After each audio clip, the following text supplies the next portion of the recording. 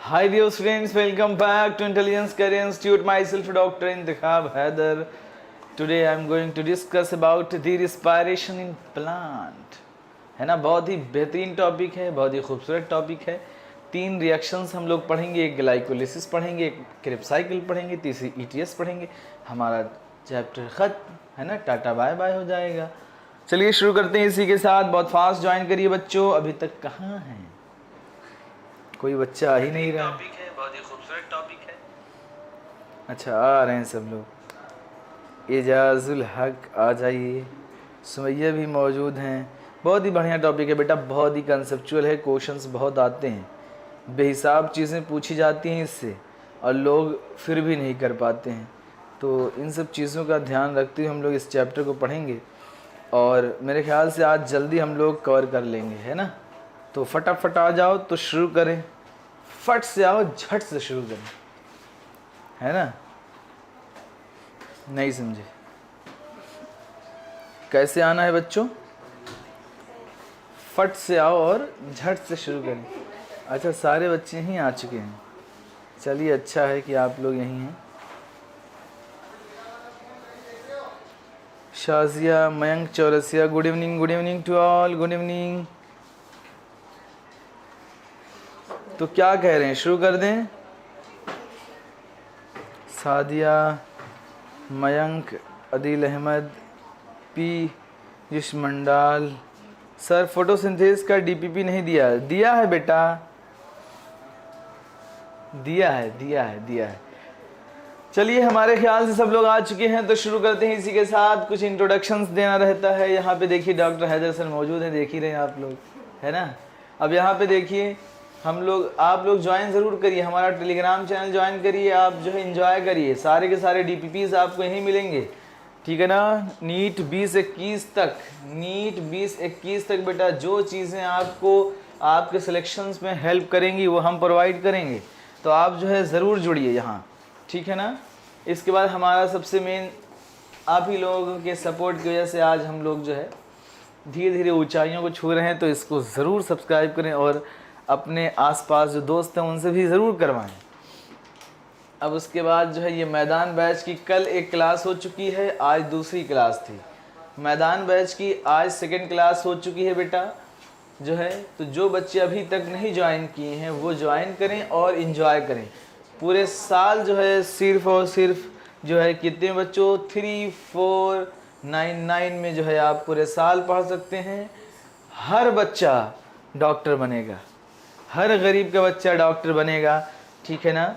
तो ज़रूर जो है आप लोग ज्वाइन करें।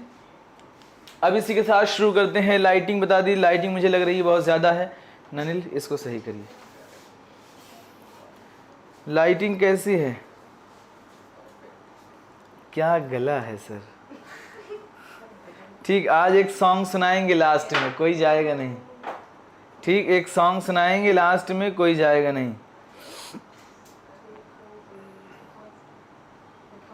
आ गए सब? तो अब मेरे ख्याल से शुरू करें। चलिए बच्चों, हम लोग शुरू करते हैं बच्चों। ग्लाइकोलिसिस क्या पढ़ना है हमें? Respiration in plant. Respiration in plant. अच्छा बताइए बच्चों, जो प्लांट होता है ये रिस्पायरेशन कब करता है? दिन में करता है या रात में करता है? बताइए, प्लांट रिस्पायरेशन कब करता है बेटा? प्लांट रिस्पायरेशन कब करता है? ब्राइटनेस कम कर दी। बताइए, रिस्पायरेशन इन प्लांट्स में प्लांट रिस्पायरेशन कब करता है? डे या नाइट? डे या नाइट? डे या नाइट? बोथ। हमारी तरह बिल्कुल होता है प्लांट बेटा। रिस्पायरेशन ये हमारी तरह करता है, दिन में भी करता है, रात में भी करता है, ठीक है ना। रात वाले बहुत मारेंगे, घुस के मारेंगे अभी, ठीक है ना। दोनों टाइम करता है बेटा, हमारी तरह होता है। जैसे हम लोग होते हैं उसी तरह से ये भी होता है, ठीक है ना। ये भी सांस लेता है दिन और रात में। अब हमारी बॉडी के अंदर बच्चों रिस्पायरेशंस में क्या होता है कि रिस्पायरेशन में हमारी बॉडी के अंदर नेचर ने बहुत ज़्यादा हमारे जो स्केलेटन्स हैं ये सारे के सारे कार्बन के मॉलिक्यूल से बने हुए हैं। बहुत ज़्यादा कार्बन के मॉलिक्यूल्स आपस में अटैच होते हैं, है ना।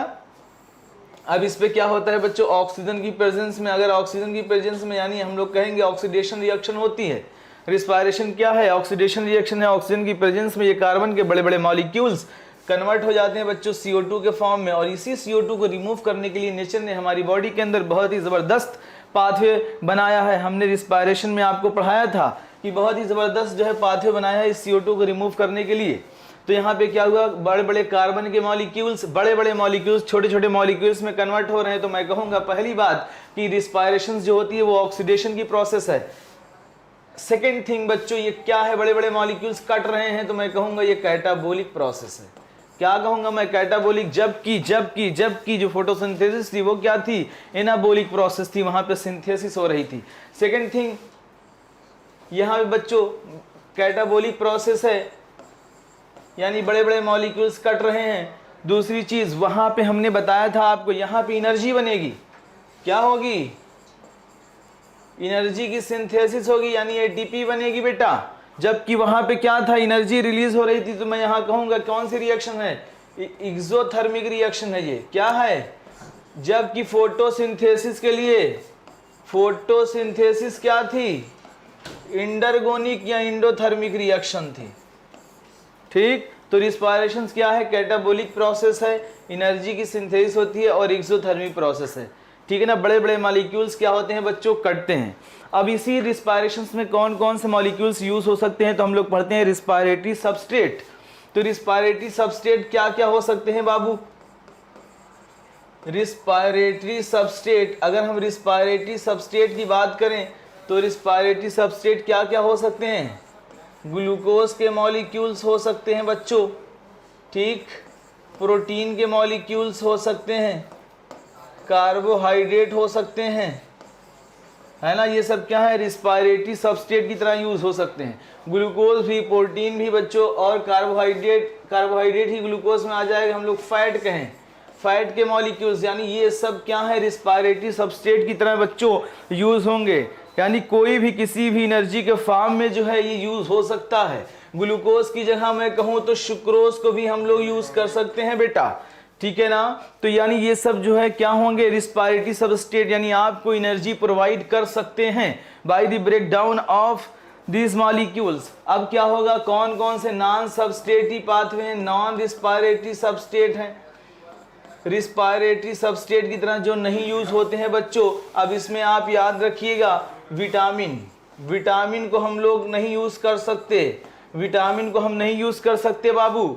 हम लोग जो है हार्मोन को नहीं यूज कर सकते, हार्मोन को नहीं यूज कर सकते, हम लोग मिनरल्स को नहीं यूज कर सकते, हम लोग वाटर के मॉलिक्यूल्स को नहीं यूज कर सकते। यानी मैं कहूं कि ये नॉन रिस्पायरेटरी सबस्ट्रेट है, यानी इसको आप नहीं यूज कर सकते, ठीक है ना। तो यानी ये बात जो है समझ में आ गई बाबू। सर आपकी आवाज़ ज़बरदस्त है, शुक्रिया, ठीक है ना। ये क्या है, respiratory substrate, non respiratory substrate, ठीक। तो ये चीज़ें आपको पहली बात याद करना है। उसके बाद हम लोग बात करते हैं बच्चों कि सबसे ज़्यादा एनर्जी कौन प्रोवाइड करता है, सबसे ज़्यादा एनर्जी कौन प्रोवाइड करता है। तो हम लोग एनर्जी की बात कर लेते हैं, है ना। एनर्जी सबसे ज़्यादा प्रोवाइड जो करता है बेटा, सभी को पता होगा, फैट। सबसे ज़्यादा फैट के मॉलिक्यूल्स एनर्जी प्रोवाइड करते हैं। एफ से फ्लोरीन, एफ से फैट, फ्लोरीन का एटॉमिक नंबर 9, तो ये 9 किलो कैलोरी एनर्जी प्रोवाइड करेगा। कितना, 9 किलो कैलोरी एनर्जी प्रोवाइड करता है बेटा। इसके बाद जो है प्रोटीन के मॉलिक्यूल्स 4.1 किलो कैलोरी ये एनर्जी प्रोवाइड करते हैं बेटा। इसके बाद जो है बच्चों कार्बोहाइड्रेट, यानी जो चावल होता है, ज़्यादातर आप यही कार्बोहाइड्रेट ले रहे हैं, ठीक है ना। ये 4 किलो कैलोरी एनर्जी प्रोवाइड करता है। तो एनर्जी के मामले में आप ये बात याद रखिएगा बेटा, जो चिप्स उप्स आप लोग खाते हैं ना, जो आप चिप्स उप्स खाते हैं उसमें यही सब दिक्कतें होती हैं कि उसमें फैट भरा हुआ है, चपर चपर खा रहे हो और 2-4 महीने में जो है हो गए फैटी हैं, और सबसे ज़्यादा तुम लोगों को पसंद होता है यहाँ पे, है ना। तो यहाँ पे जो है फैट सबसे ज़्यादा। अब देखो ये बताओ तुम, अगर तुमसे किसी ने कहा कि तुम्हारे अंदर एनर्जी कम है, तुमको क्या खाना चाहिए, तो तुम बताओ, तुम चावल पसंद करोगे या अंडा, अंडा पसंद करोगे, है ना। तुम कहोगे कि हम कार्बोहाइड्रेट नहीं, हम प्रोटीन खाएंगे, प्रोटीन ज़्यादा लो, तो फैट के बाद कौन सा ज़्यादा एनर्जी देगा, ये भूलने वाली बात होती है, लोग भूल जाते हैं। तो प्रोटीन देगा, क्योंकि कार्बोहाइड्रेट और प्रोटीन में अगर तुम्हें सेलेक्ट करना हो तो तुम क्या कहोगे, हम भैया प्रोटीन खाएंगे, हम कार्बोहाइड्रेट नहीं खाएंगे, है ना। तो एनर्जी सबसे ज़्यादा एफ से फ्लोरीन, एफ से फैट, ये तो हो गया। इसके बाद ये दोनों में मामला फंस जाता है लोगों का, तो प्रोटीन देगी। अब उसके बाद दूसरी चीज़, अगर मान लीजिए आप बच्चों फास्ट हैं, क्या हैं, फास्ट हैं, तो बताओ सबसे पहले कौन यूज होगा, सबसे पहले कौन यूज होगा। अगर आप फास्ट की स्टेट में हैं, भूखे हैं, है ना, फास्ट मान लीजिए आपका बच्चों 24 आवर, या आप ऐसी जगह फंस गए जहां पे खाना पीना नहीं है, जंगल में फंस गए, तो आप क्या करेंगे। अब आपके पास सबसे पहले कौन यूज होगा, अंडा। हाँ, तुम लोग अंडा पसंद करना। अब बताओ फास्ट हो तुम, ठीक है ना, तो सबसे पहले क्या यूज करोगे, कौन सी ऐसी चीज है जो कन्वर्ट होगी, सबसे पहले जो यूज होगा बच्चों वो तुम्हारा कार्बोहाइड्रेट यूज होगा। दाल भात जो तुम खाए हो, ठीक, यानी जो तुम राइस खाए हो, सबसे पहले वो खत्म होगा, ठीक है ना। तो कार्बोहाइड्रेट सबसे पहले यूज होगा। अब उसके बाद तुम्हारे ऊपर चर्बी चढ़ी हुई है, अगर तुम थोड़े बहुत फैट जानते हो एडिपोज टिश्यू के फॉर्म में स्टोर हो जाता है, जब यूटिलाइज नहीं होता है तो तुम्हारी चर्बी गलेगी, यानी इसके बाद जो है तुम्हारे फैट के मॉलिक्यूल्स जो है यूज़ होना शुरू होंगे। अब जब तुम्हारा फैट भी यूज़ हो गया, ठीक है ना, यानी तुम्हारा कार्बोहाइड्रेट यूज़ हो गया, फिर फैट के मॉलिक्यूल्स यूज़ होने लगे। जब तुम्हारी फैट सारी के सारी टूटने लगेगी, अब जो तुम्हारी प्रोटीन थी ये बिल्डिंग ब्लॉक्स थी, ये तुम्हारी जो है बॉडी को बना रही थी। अगर प्रोटीन, अब उस सबसे लास्ट में बच्चों प्रोटीन खत्म होती है, क्या प्रोटीन खत्म होती, तो ये ऑर्डर याद रखिएगा, ठीक है ना। Order of usages during the starvation, ठीक, फास्टिंग और स्टारवेशन के दौरान बच्चों कौन सा यूज होता है, इसको फटाफट पढ़ डालो फिर आगे आए। बताइए, क्लियर, नहीं समझ पाए, क्लियर, मेरे ख्याल से ये पॉइंट क्लियर हो गया सभी को, आसान पॉइंट थे बिल्कुल। अब हम लोग आगे बढ़ते हैं, इसी के साथ फटाफट हम लोग बच्चों बात करते हैं ग्लाइकोलिसिस की बात करते हैं, ठीक है ना। किसकी बात करते हैं बच्चों, ग्लाइकोलिसिस की हम बात करते हैं। सब लोग बिल्कुल दिमाग लगा के समझना, जो ग्लाइकोलिसिस होती है बच्चों, सबसे पहले ग्लाइकोलिसिस शुरू कहाँ होती है, इसकी साइट क्या होती है, तो ग्लाइकोलिसिस की साइट क्या होती है बच्चों, साइटोप्लाज्म में होती है। कहाँ ये रिएक्शन चलती है, साइटोप्लाज्म में चलती है। अब अगर ये साइटोप्लाज्म में रिएक्शन हो रही है तो मैं डंके की चोट पे कहूंगा कि ये कॉमन है बोथ यूकैरियोट एंड प्रोकैरियोट। नहीं समझ पाए, ये प्रोकैरियोट के अंदर भी होगी बाबू और यूकैरियोट के अंदर भी होगी, ठीक। अब इसके बाद जो है अगर मैं बात करूं तो माइटोकॉन्ड्रिया के अंदर क्रेब्स साइकिल चलती है, ये कहां होगी, तो तुम क्या बताओगे, प्रोकैरियोट के अंदर या यूकैरियोट के अंदर, बताओ। क्योंकि माइटोकॉन्ड्रिया कहाँ नहीं पाया जाता, प्रोकैरियोट में, तो सीधी सी बात है कहाँ होगी, यूकैरियोट के अंदर होगी। दूसरी चीज, तुम्हारी जो आरबीसी है बाबू, इस आरबीसी के अंदर माइटोकॉन्ड्रिया नहीं होता है, क्या नहीं होता, माइटोकॉन्ड्रिया एब्सेंट होता है। तो बताओ तुम्हारी आरबीसी कहां से एनर्जी लेगी, इसके लिए भी ग्लाइकोलिसिस ही चलेगी। तो यहाँ पे हम लोग थोड़ा सा समझ लेते हैं, जो ग्लाइकोलिसिस होता है बेटा, ये स्टार्ट भी होती है कहाँ, ये स्टार्ट इन साइटोप्लाज्म, शुरू भी साइटोप्लाज्म में होती है और एंड भी बच्चों कहाँ होती है, साइटोप्लाज्म में होती है। कहाँ होती है, साइटोप्लाज्म में। शुरू भी कहाँ हुई, यही पूछा जाता है, कौन सी ऐसी रिएक्शन है जहां स्टार्ट भी वहीं खत्म भी वहीं, तो बताना कि स्टार्ट इन साइटोप्लाज्म और एंड इन बच्चों साइटोप्लाज्म में होती है। ये आपने पढ़ा था, मैंने पढ़ाते हुए अभी आ रहा हूं कि ये 10 स्टेप की रिएक्शन है। क्या है बच्चों, 10 स्टेप की रिएक्शन है। ऑल स्टेप इंजाइम मीडिएटेड होता है, यानी इंजाइम की प्रेजेंस में होता है। यहाँ का जो की प्रोडक्ट बनता था, ये सारी बातें मैं बता चुका हूं। की प्रोडक्ट जो बच्चों यहां पर बनता था उसका नाम तुमने पढ़ा होगा, पीए है।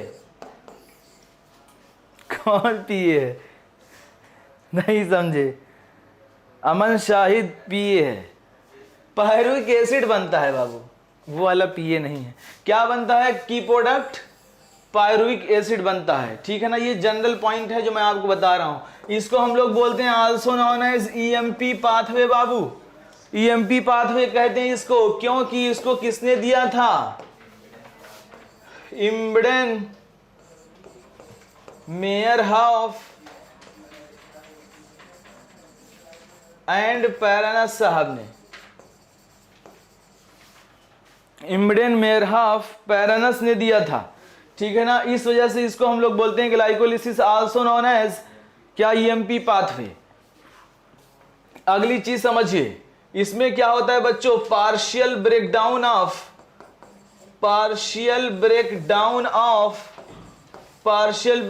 ऑफ कितने लोग कह रहे हैं ग्लाइकोजन? ग्लाइकोजन होगा या ग्लूकोज होगा बाबू? Partial breakdown of glucose. Partial breakdown glucose का हो रहा है। अगर पार्शियल ब्रेकडाउन टर्म कहीं भी यूज होता है तो वहां समझ जाना कि यहां पे CO2 नहीं रिलीज होती है। No CO2 release in glycolysis. Glycolysis में क्या नहीं रिलीज होती बच्चों? CO2। इस वजह से हम लोग बोलते हैं पार्शियल ब्रेकडाउन ऑफ ग्लूकोज। अगला सवाल तुमसे पूछेगा बच्चों, incomplete breakdown of glucose. Incomplete breakdown of glucose हम लोग किसे कहेंगे? अगला सवाल तुमसे पूछेगा complete breakdown of glucose. Complete breakdown of glucose. तो इनकम्प्लीट ब्रेकडाउन ऑफ ग्लूकोज को हम लोग क्या बोलेंगे बच्चों? फर्मेंटेशन। क्या कहोगे? Fermentation. Complete breakdown of glucose कहां होगा बच्चों? क्रेब्स साइकिल के अंदर। कहां होगा? क्रेब्स साइकिल के अंदर। तो ये 3 पॉइंट याद रखिएगा, partial breakdown, incomplete breakdown and complete breakdown. याद रहेगा? फटाफट बोलो बच्चों। थोड़ा सा संभल के पढ़ा रहा हूं, आसानी से पढ़ा रहा हूं ताकि बात मुकम्मल समझ आए, क्योंकि टॉपिक अच्छा है। पार्शियल याद रखना, पार्शियल बेटा, क्योंकि नो CO2, जहां पे CO2 रिलीज नहीं होती उसे हम लोग पार्शियल टर्म जोड़ते हैं, ठीक है ना। 10 स्टेप की रिएक्शन है बच्चों। अब यहां पे देखिएगा, फटाफट देखिए ये 10 स्टेप कौन कौन से होते हैं, ये मैं स्टार्ट करता हूं। मैं सबसे पहले आपको एक डायग्राम ड्रॉ करके दिखाऊं ग्लूकोज के मॉलिक्यूल्स का। ये बच्चों ग्लूकोज के मॉलिक्यूल्स हैं। क्या है ये?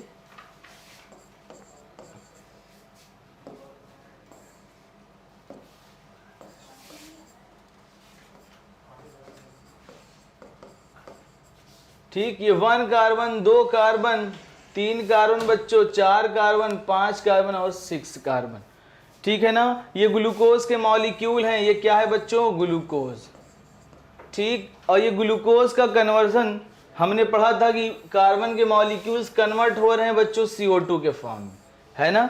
अब ये CO2 के फॉर्म में इतना आसान नहीं है conversion, it is a multi step process, क्योंकि यही ग्लूकोज कई स्टेप में कन्वर्ट होगा। देन आफ्टर दैट ये कन्वर्ट होगा CO2 में, जब ये कहाँ जाएगा? क्रेब्स साइकिल के अंदर जाएगा। तो यानी इसका जो कन्वर्जन है, अभी समझ जाओगे, अभी समझ जाओगे, आगे पढ़ाएंगे ना ग्लूकोज का इनकम्प्लीट ब्रेकडाउन कैसे, आगे बताएंगे, आगे समझ जाओगे, ठीक है ना।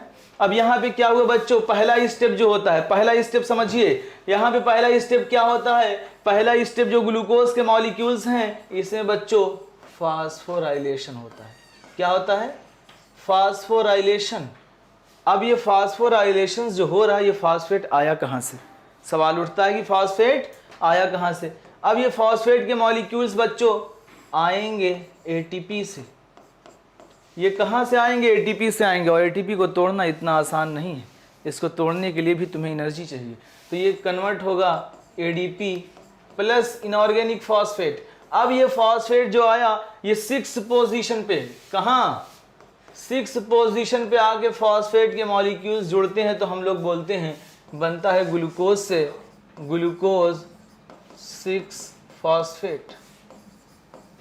ग्लूकोज से ग्लूकोज 6 फॉस्फेट। इसका मतलब ये यहाँ पे हुआ कि अगर तुम्हारी सेल के अंदर एनर्जी नहीं है तो ग्लाइकोलिसिस शुरू नहीं कर सकती, क्योंकि इसको शुरू करने के लिए भी तुम्हारे पास एनर्जी का होना जरूरी है। तो ऊपर के 2 स्टेप ऐसे होते हैं ग्लाइकोलिसिस के जो बगैर एनर्जी के नहीं स्टार्ट होंगे। तो सवाल पूछता है कि बताइए कोई ऐसा सेल है जिसके पास एनर्जी नहीं है, अगर ये एनर्जी नहीं है तो इसको कहां से मिलेगा? क्या ये स्टार्ट कर सकता है ग्लाइकोलिसिस? तो आप बताएंगे नहीं। शाह परवेज क्या क्या पूछ रहे हो? फास्फोपाइरुवेट यील्ड्स शिकमिक एसिड। ओके भाई जो है ठीक। अब आइए 10 स्टेप हम लोग समझते हैं। सब हुलू लुलू से आ गए हैं यहाँ, समझो बात को। आओ अब यहाँ पे होता क्या है बच्चों, ग्लूकोज के मॉलिक्यूल, थोड़ा सा बढ़िया सा मार कर लें ताकि दिखे आपको, समझिएगा बेटा। ग्लूकोज से बनता है बच्चों ग्लूकोज 6 फॉस्फेट। ग्लूकोज से ग्लूकोज 6 फॉस्फेट, ग्लूकोज 6 फॉस्फेट से बनता है फ्रक्टोज 6 फॉस्फेट। ठीक, फ्रक्टोज 6 फॉस्फेट से बनता है बच्चों फ्रक्टोज 1,6 डाइफॉस्फेट। ठीक, ग्लूकोज से ग्लूकोज 6 फॉस्फेट, ग्लूकोज 6 फॉस्फेट से फ्रक्टोज 6 फॉस्फेट, फ्रक्टोज 6 फॉस्फेट से फ्रक्टोज 1,6 डाइफॉस्फेट। अब यहीं से बच्चों ये दो पार्ट्स में टूट जाता है। एक का नाम होता है 3 पागल और एक का नाम होता है 3 ढप। नहीं समझे? 3 पागल और 3 ढप। ठीक, 3 पागल और 3 ढप में टूट जाता है। 3 पागल के बाद बेटा अब देखिए ये भी प्रोसेस जो होती है ये भी सेम चलती है, ये भी पायरुविक एसिड बनाएगी और सेम ये भी वही चलती है। तो मैं एक कोई बताऊंगा आपको, ये वाली मैं बता रहा हूं आपको, ठीक है ना। अब 3 पागल से बेटा जो फॉर्मेशन होता है, 3 पागल से 13 डाई पागल,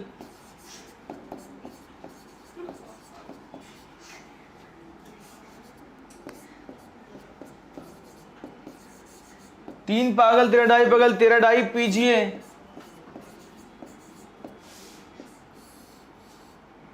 इधर आ जाओ, इधर दिखा रहा हूं मैं। ठीक, 13 डाई पीजिए से बेटा, ठीक है ना। 3 पागल 13 डाई पागल 13 डाई पीजिए, 3 पीजिए, 2 पीजिए, पीईपी एंड पायरुविक एसिड। ये बाबू याद रखना, ये जो है प्रोडक्ट बनता। तुम्हारी एनसीईआरटी ने पूरा स्टेप नहीं लिखा है, लेकिन मैं तुम्हें पूरा स्टेप बना के दिखाता हूं। बताइए कितने लोगों को याद हुआ? अभी कह रहे हैं किसी को याद नहीं हुआ। तो ग्लूकोज से ग्लूकोज 6 फॉस्फेट, ग्लूकोज 6 फॉस्फेट से फ्रक्टोज 6 फॉस्फेट, फ्रक्टोज 6 फॉस्फेट से फ्रक्टोज 1,6 डाइफॉस्फेट। बाई भी बोल सकते हो, di is also known as bi, कोई इसमें कंफ्यूजन की बात नहीं है, ठीक है ना। अच्छा, शाह परवेज गर्ल है, हाँ। अरे घबराओ नहीं, बता रही एंजाइम बाबू, काहे टेंशन ले रहे हो। अब यहाँ पे देखो, अब यहाँ पे क्या हुआ, ग्लूकोज से जब ग्लूकोज 6 फॉस्फेट बनता है बेटा, तो यहाँ पर एडीपी से एटीपी से नहीं, एटीपी के मॉलिक्यूल्स ब्रेक होते हैं, समझते चलना। एटीपी यहाँ से ब्रेक होती है बच्चों एडीपी प्लस इनऑर्गेनिक फॉस्फेट में, जो यहाँ पे ज्वाइन हो जाता है ग्लूकोज 6 फॉस्फेट। और यहाँ पे जो एंजाइम होता है बेटा, इसका नाम होता है, पढ़ाया था, हेक्सोकाइनेज। Mg+2 इसको एक्टिवेट करता है। ठीक, अब इसके बाद यहाँ पे जब ग्लूकोज से हम लोग ग्लूकोज 6 फॉस्फेट पे आते हैं बच्चों, तो यहाँ पर देखिए जहाँ पर एनर्जी खर्च होगी या बनेगी वहाँ पर काइनेज आएगा। क्या आएगा? वहाँ पर काइनेज आएगा बेटा। तो यहाँ पे क्या होता है, ग्लूकोज 6 फॉस्फेट से फ्रक्टोज 6 फॉस्फेट, तो यहाँ पे होता है ग्लूकोज 6 फॉस्फेट आइसोमेरेज। आइसोमर में देखो चेंज हो रहा है, तो क्या कहेंगे? आइसोमेरेज। ठीक, अब यहां पे क्या होता है, फ्रक्टोहेक्सोकाइनेज। फ्रक्टो हेक्सो काइनेज एंजाइम होगा और यहां पे क्या होगा, अगेन एटीपी ब्रेक हो जाएगी किसमें बच्चों, एडीपी प्लस इनऑर्गेनिक फॉस्फेट। अब इसके बाद जब ये फ्रक्टोज 1,6 डाइफॉस्फेट टूटेगा तो यहां पे जो एंजाइम होगा बेटा वो होगा एल्डोलेज। क्या होगा, एल्डोलेज। और ये भी जो है बेटा इंटर कन्वर्जन हो सकता है। तो यहां पे क्या यूज होता है, ट्रियोज फॉस्फेट। ठीक, अब ये तीन पागल से 13 डाई पागल तो बताते हैं यहां पर बच्चों H3PO4 यूज होता है। क्या यूज होता है, H3PO4। तुम्हारी एनसीईआरटी लिखती है कि हर स्टेप ग्लाइकोलिसिस का एंजाइम मीडिएटेड होता है, लेकिन यही स्टेप एक नहीं होता है। लेकिन तुम्हारी एनसीईआरटी लिख रही है आल, तो हम लोग पढ़ेंगे आल। अगर कभी बाई चांस पूछा गया, हायर बुक में लिखा है यही स्टेप एंजाइम मीडिएटेड नहीं होता है। ठीक, अब यहां पे देखो, अब 1,3 डाई पीजीए से बेटा यहां से हमारे नाम से याद रखना, यहां से याद रखना बेटा, यहां पे जो एंजाइम होंगे और यहां पे याद रखना दुख। अच्छा इंग्लिश में लिखना है, हमारे नाम से रिएक्शन चलती है ये, याद रखना दुख। ठीक, दुख। अब यहां पे कौन सा एंजाइम बेटा होगा, इस यहां पे जो एंजाइम होगा उसका नाम होगा डिहाइड्रोजिनेज। डिहाइड्रोजिनेज, दुख से यानी डिहाइड्रोजिनेज, कहां से बच्चों, यहां पे यानी 1,3 डाई पीजीए से 3 पीजीए में जब जाएगा तो यहां पे होगा एंजाइम काइनेज। क्या होगा बेटा, यहां पे होगा काइनेज। अब यहां पे काइनेज है, इसका मतलब यहां पे एनर्जी बनेगी। ऊपर की यहां पे खर्च हो रही थी तो यहां पे क्या होगा, एनर्जी बनेगी। एडीपी से बच्चों एटीपी बनेगी। तो ये हुआ दुख। अब यहां याद रखना बेटा, यहां पे दुख में, ठीक, दुख में इंतेखाब, दुख में इंतेखाब। यहां में यानी बच्चों यहां पे जो एंजाइम होगा उसका नाम होगा म्यूटेज। क्या नाम होगा, म्यूटेज। इंते से हो जाएगा बच्चों इनोलेज। क्या हो जाएगा, इनोलेज। खाब यानी काइनेज, खाब यानी काइनेज, यानी यहां पर भी एक एडीपी से क्या बन जाएगी, एटीपी का फॉर्मेशन होगा। तो यहां पे 2 स्टेप एटीपी बन रही है, ऊपर 2 जगह एटीपी खर्च हो रही है। ये हुई पूरा, ये पूरा पाथवे हुआ बेटा। ठीक है ना, क्लियर। देखिए फटाफट देखिए, बहुत तगड़ी रिएक्शन है। तो यहां पे याद रखना दुख में इंतखाब, दुख यानी डिहाइड्रोजिनेज, का यानी काइनेज, काइनेज तो यहां पे एक एटीपी बनी। अब बताओ यही पाथवे यहां भी होगा तो सेम प्रोडक्ट जो इधर बन रहे थे वही 3 ढप भी बनाएगा। समझ लो बात समझिए फिर से। जो चीजें बेटा यहां पर बन रही हैं, यहां से लेके यहां तक, वही ये 3 ढप भी बनाएगा। तो मैं क्यों ना इसको मैं 2 मॉलिक्यूल करके कर दूं, या मैं ऐसे कर दूं कि भैया ऊपर कितने कार्बन थे, ऊपर 6 कार्बन, तो यहां तक कितने कार्बन आए थे, 6 कार्बन। यानी ये 3 पगलू जो हैं इसमें 3 कार्बन हैं और इसमें भी 3 कार्बन हैं। अभी कल मैंने ये पढ़ाया था तुम्हें कि यही पाथवे रिवर्स है। किस साइकिल का, C3 साइकिल का। सर नहीं आ रहा समझ में, किसको, कहां से नहीं आ रहा है बेटा, शोभिता कहां से नहीं आ रहा है, बताओ फटाफट कहां से नहीं आ रहा है, वहां से हम दोबारा से बताएंगे।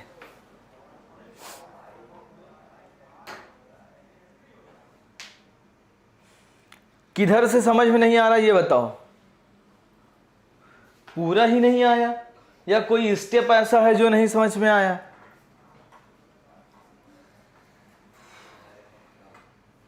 बताओ फटाफट बताओ, नहीं तो मैं क्वेश्चन पूछना शुरू करूं अब। ये पाथवे दिमाग में भर लो, स्क्रीनशॉट ले लो, फटाफट स्क्रीनशॉट लो।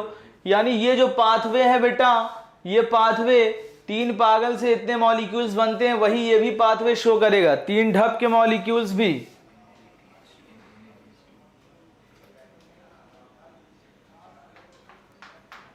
सादिया खातून स्टार्टिंग, पागल के आगे रिपीट। चलो अगले पाथवे में रिपीट करते हैं। देखो इसका मतलब फास्फोग्लिसरल्डिहाइड होता है, फास्फोग्लिसरल्डिहाइड होता है, फास्फोग्लिसरिक एसिड होता है। अगले पाथवे में रिपीट करता हूं, आओ देखो यहाँ पे, ये बेटा ग्लूकोज की रिएक्शन जब होती है तो ग्लूकोज से बन रहा है ग्लूकोज 6 फॉस्फेट, ग्लूकोज 6 फॉस्फेट से बन रहा है फ्रक्टोज 6 फॉस्फेट, ठीक है ना। फ्रक्टोज 6 फॉस्फेट से बन रहा है फ्रक्टोज 1,6 डाइफॉस्फेट, ठीक है ना। अब यहां से मॉलिक्यूल ब्रेक हो जाते हैं 2 पार्ट्स में। अब बताओ यहां तक 6 कार्बन है तो यहाँ पे 3 पागल बनता है, क्या बनता है, 3 पागल और 3 ढप बनता है, ठीक है ना। Dihydroxy acetone phosphate, dihydroxy acetone phosphate और 3 फास्फोग्लिसरल्डिहाइड, 3 पागल से बनता है बच्चों 13 डाई पागल, ठीक, 13 डाई पागल से बनता है बेटा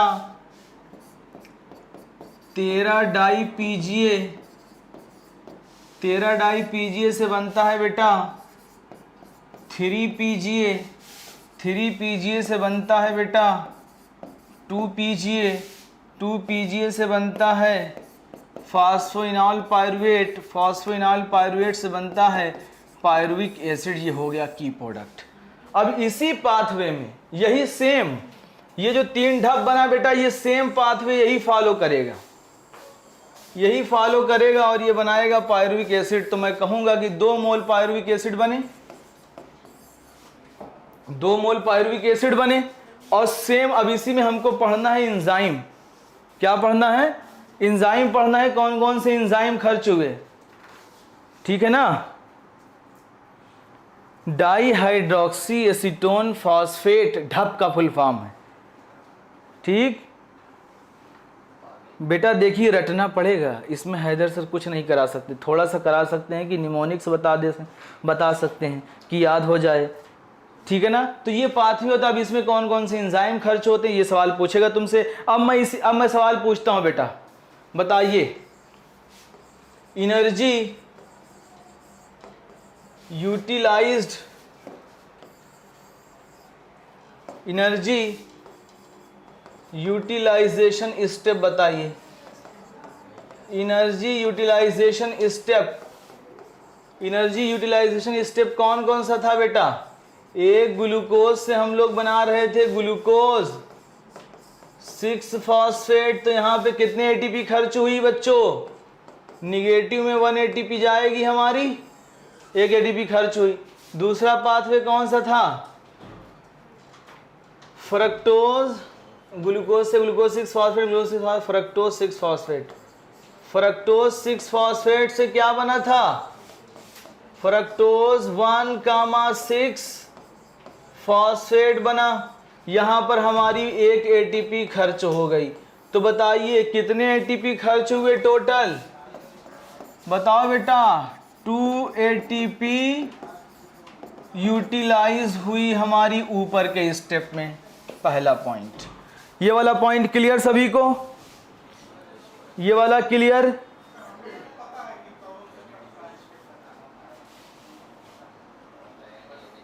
अरे वो हो जाएगा, डिहाइड्रोजिनेज यूज हो रहा है ना यहाँ पे। ये देखिए यहाँ पर बच्चों डिहाइड्रोजिनेज एंजाइम यूज हो रहा है, तो यहीं पर फॉर्मेशन होता है किसका, NAD से NADH2 का फॉर्मेशन होता है, ठीक, NAD से NADH2। तो कितने NADH2 बने, एक स्टेप ये जाएगा बच्चों, दूसरा स्टेप इससे बनेगा, ठीक है ना। तो 2 NADH2 हमारे पास बनेंगे। तो आप बताइए फटाफट मुझे कि NADH2 कितने बने बच्चों, NADH2 का फॉर्मेशन, कितने NADH2 का फॉर्मेशन हुआ बताओ बेटा। NADH2 का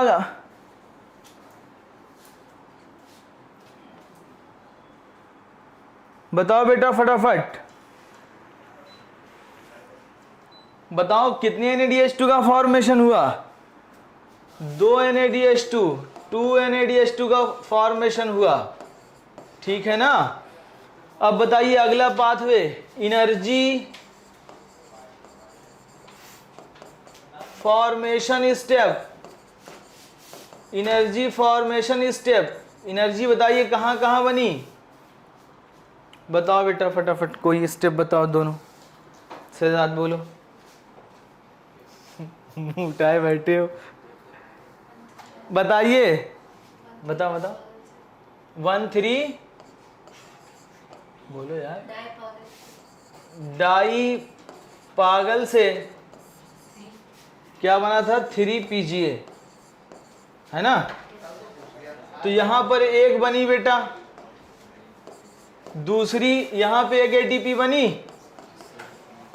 प्लस में आए हम, दूसरा स्टेप क्या था? लास्ट स्टेप PP से क्या बन रहा था? पायरुविक एसिड, यहां पर एक ATP बनी। अब यही पाथवे कितनी बार चल रहा है? 2 बार। तो टोटल कितने ATP? टोटल 4 ATP हमें बेटा ये मिल रही है। कितने ATP? 4 ATP। बताइए कितने लोग अभी तक समझ गए? चलिए अब यहां पे यानी एक बात समझिए, 2 ATP तो ये खर्च हो रही है, दिमाग लगाओ, ये 2 ATP ऊपर खर्च हो गई बेटा, ये 4 ATP बन गई हमारी, है ना।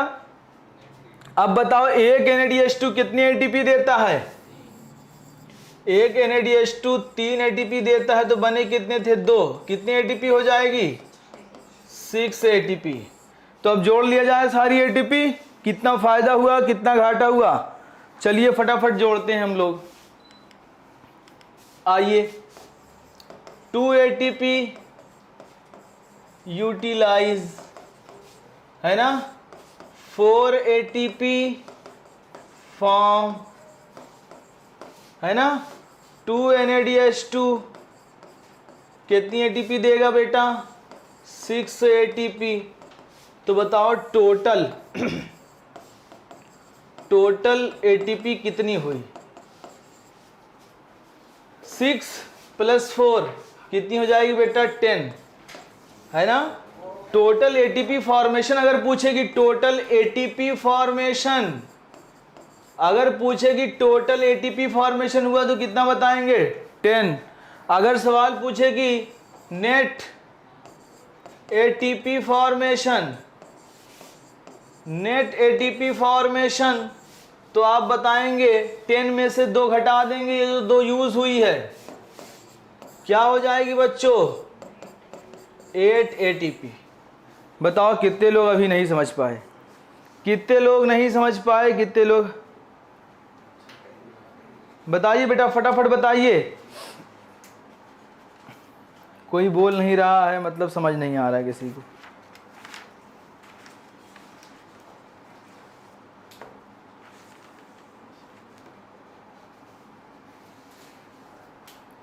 Total net gain ATP, total net gain ATP कितनी हुई बेटा? 8 हुई। और अगर पूछेगी टोटल ATP फॉर्मेशंस कितना हुआ? ठीक, 10 हुआ। अब ये बताओ जरा मुझे फटाफट, अब मैं जो सवाल पूछने जा रहा हूं वो बताना, ठीक है ना। डायरेक्ट ATP सिंथेसिस कितनी हुई? Direct ATP synthesis, direct ATP synthesis, direct ATP synthesis बताओ बेटा। डायरेक्ट ATP सिंथेसिस 10 बता रहे हैं। 4 हुई बेटा, कितनी हुई? 4 हुई। डायरेक्ट ATP सिंथेसिस कितनी हुई? 4 हुई। वही एक जो है 13 डाई पागल से 3 PGA और एक PP से पायरुविक एसिड में जो कन्वर्जन हुआ वो हुआ, ठीक है ना। अगर मैं पूछूं ये जो NADH2 होता है बेटा, ये जो एनर्जी होती है, ये होती है चेक के फॉर्म में। किसके फॉर्म में होती है?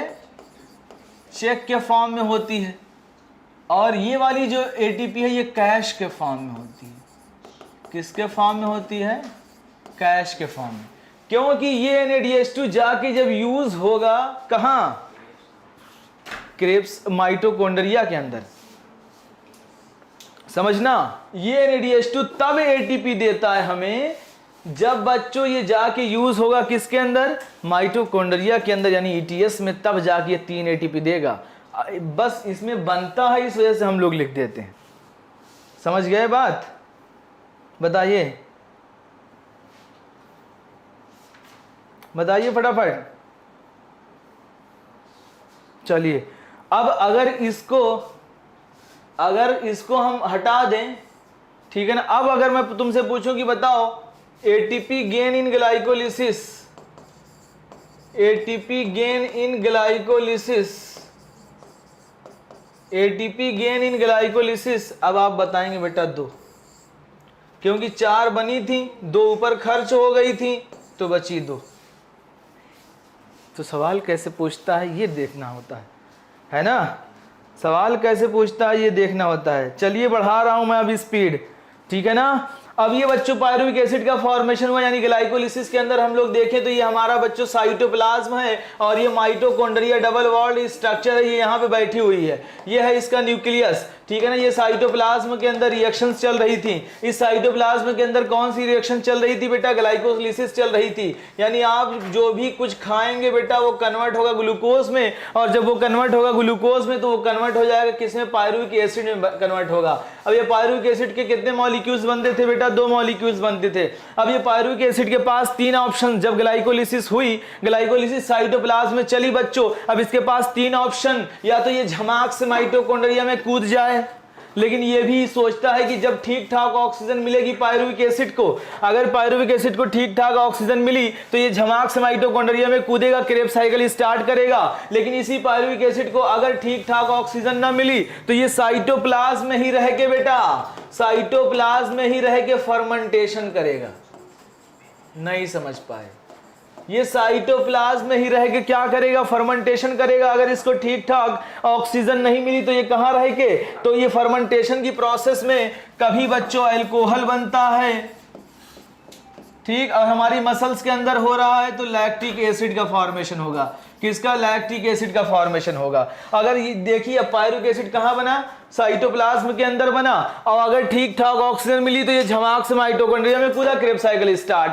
लेकिन अगर ऐसा ना हुआ तो ये कहां रह के, साइटोप्लाज्म में ही रह के ये फर्मेंटेशन करेगा, कभी अल्कोहल कभी लैक्टिक एसिड बनाएगा, ठीक। तो यहां पे मैं आपको जो है आगे चल के पाथवे दिखाता हूं कि मान लीजिए बच्चों कि ये जो है ठीक ठाक ऑक्सीजन इसको नहीं मिली, तो अगर ठीक ठाक ऑक्सीजन नहीं मिली तो ये फर्मेंटेशन में क्या करेगा, इसको देख लेते हैं फटाफट, है ना। तो देखिए यहाँ पे ये पायरुविक एसिड है बेटा, पायरुविक एसिड का फार्मूला क्या होता है, CH3 C double bond O C double bond OH, ये है बच्चों तुम्हारा पायरुविक एसिड। अब यहाँ पे देखिए ये पूरा वही चलता हुआ पाथवे आया है ग्लाइकोलिसिस का, जो ग्लाइकोलिसिस में हुआ था सब इसमें हो रहा है, ठीक है ना। ऊपर से जो एटीपी बनी सब यहीं पे हो रहा है। अब ये पायरुविक एसिड तुम्हारा बन गया बच्चों। अब ये पायरुविक एसिड से 2 चीजें होती हैं, एक तो पायरुविक एसिड से अगर बच्चों लैक्टिक एसिड का फॉर्मेशन हो रहा है तो लैक्टिक एसिड का फार्मूला जरा बताओ, CH3 CHOH और COOH। कितने लोगों ने पढ़ा है? इसमें एक खास बात है, ये इसका फार्मूला हो गया बच्चों लैक्टिक एसिड का। इसको आप देखिए तो गौर से, ये क्या है, ये कायरल कार्बन है बेटा।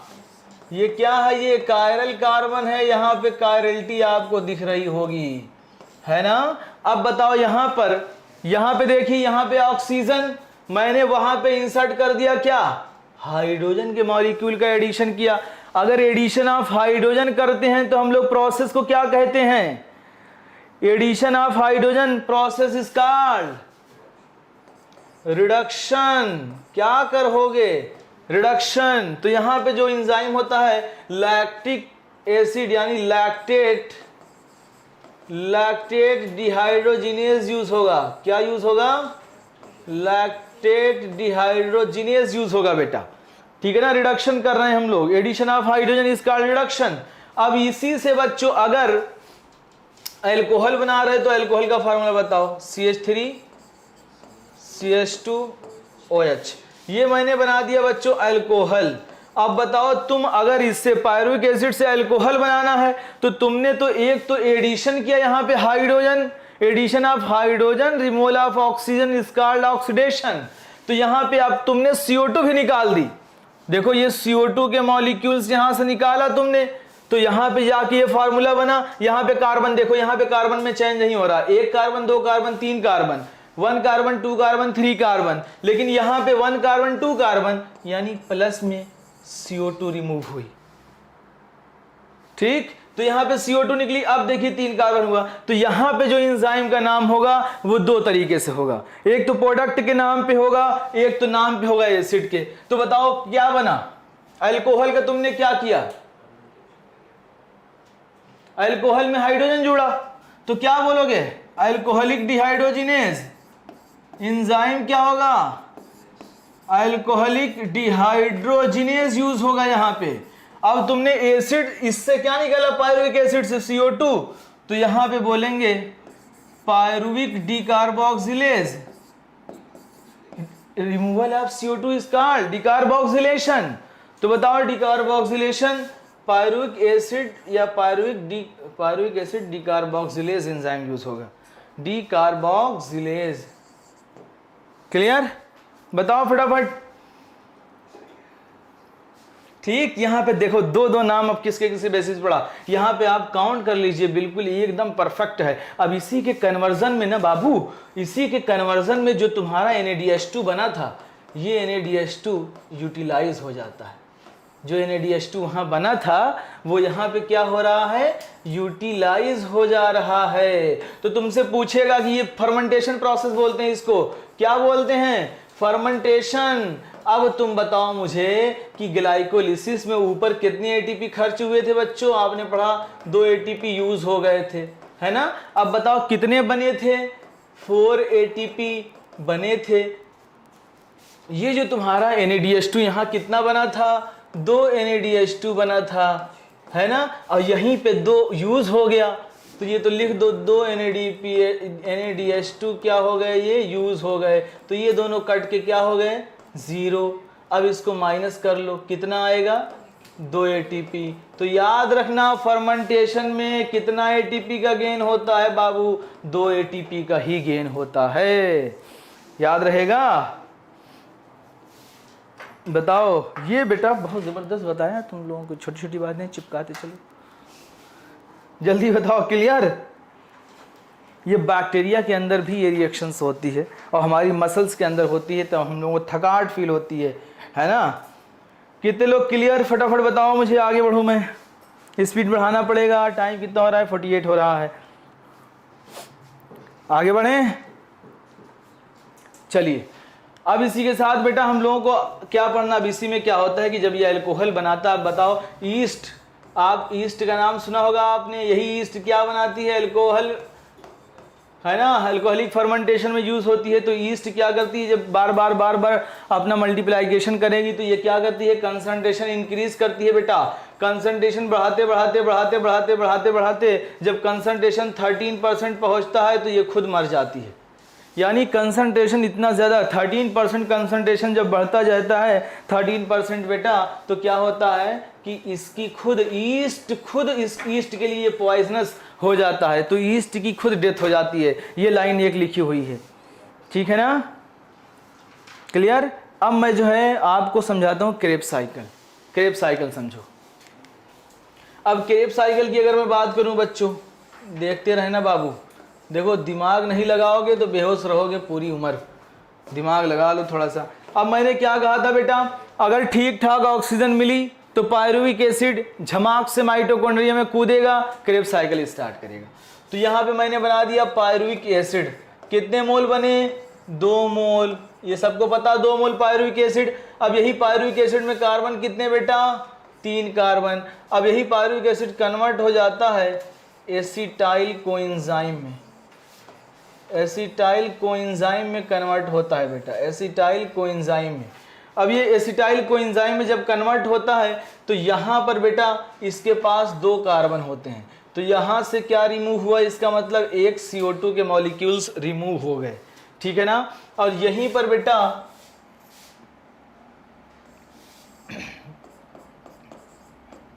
NAD से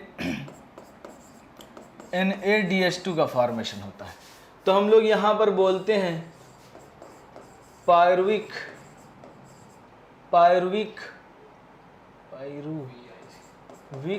एसिड डिहाइड्रोजिनेज, और यहाँ पे एक डिकार्बोक्सिलेशन भी होता है, डिकार्बोक्सिलेशन भी होता है। और यहीं पर बहुत सारे कोएंजाइम ए यूज़ होते हैं, यहीं पर बहुत सारे TPP यूज़ होते हैं, थियामीन पायरोफॉस्फेट यूज़ होता है, ठीक है ना। यहाँ पे बहुत ही ज़्यादा एनर्जी वाले प्रोसेस यूज़ होते हैं। अब यहाँ पे क्या हुआ, ये जो बना बच्चों एसिटाइल कोएंजाइम, ये 2 कार्बन के मॉलिक्यूल्स हैं। कितने कार्बन हैं? 2 कार्बन के मॉलिक्यूल्स हैं। अब यहाँ से इसको हम लोग बोलते हैं बच्चों, क्या बोलते हैं? Connecting link between glycolysis and Krebs cycle. ये ग्लाइकोलिसिस एंड क्रेब्स साइकिल का बच्चों ये स्टेप है, ये इंटरमीडिएट स्टेप है, ये लिंक करता है 2 चीजों को आपस में, ठीक है ना। ये 2 चीजों को आपस में लिंक करता है। अब ये एसिटाइल कोएंजाइम में 2 कार्बन के मॉलिक्यूल से बच्चों, अब यहां पर क्या होता है? ऑक्सैलो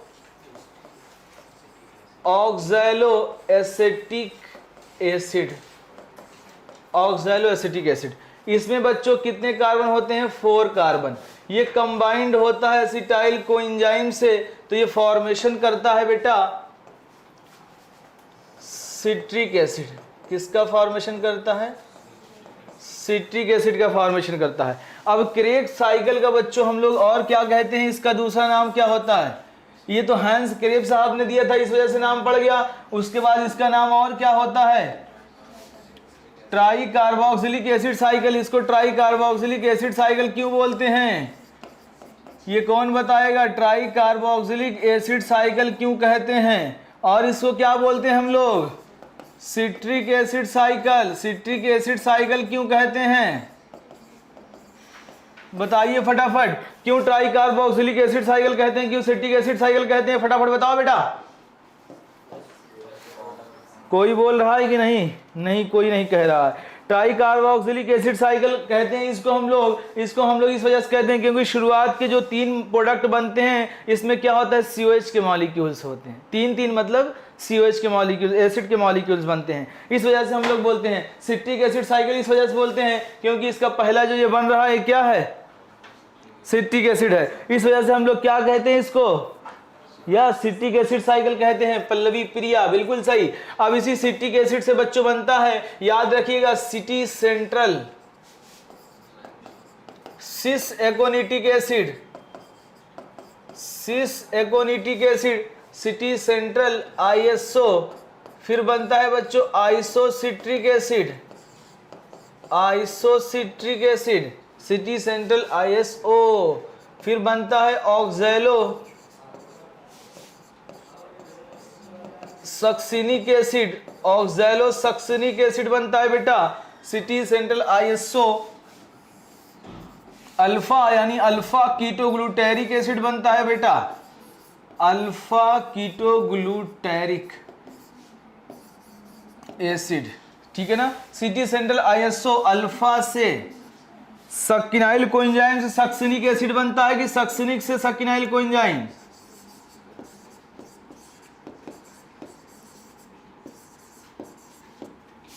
क्या बनता है?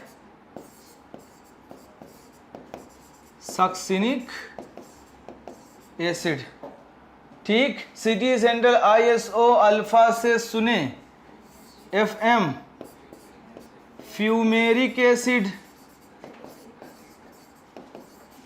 देन बच्चों बनता है मैलिक एसिड,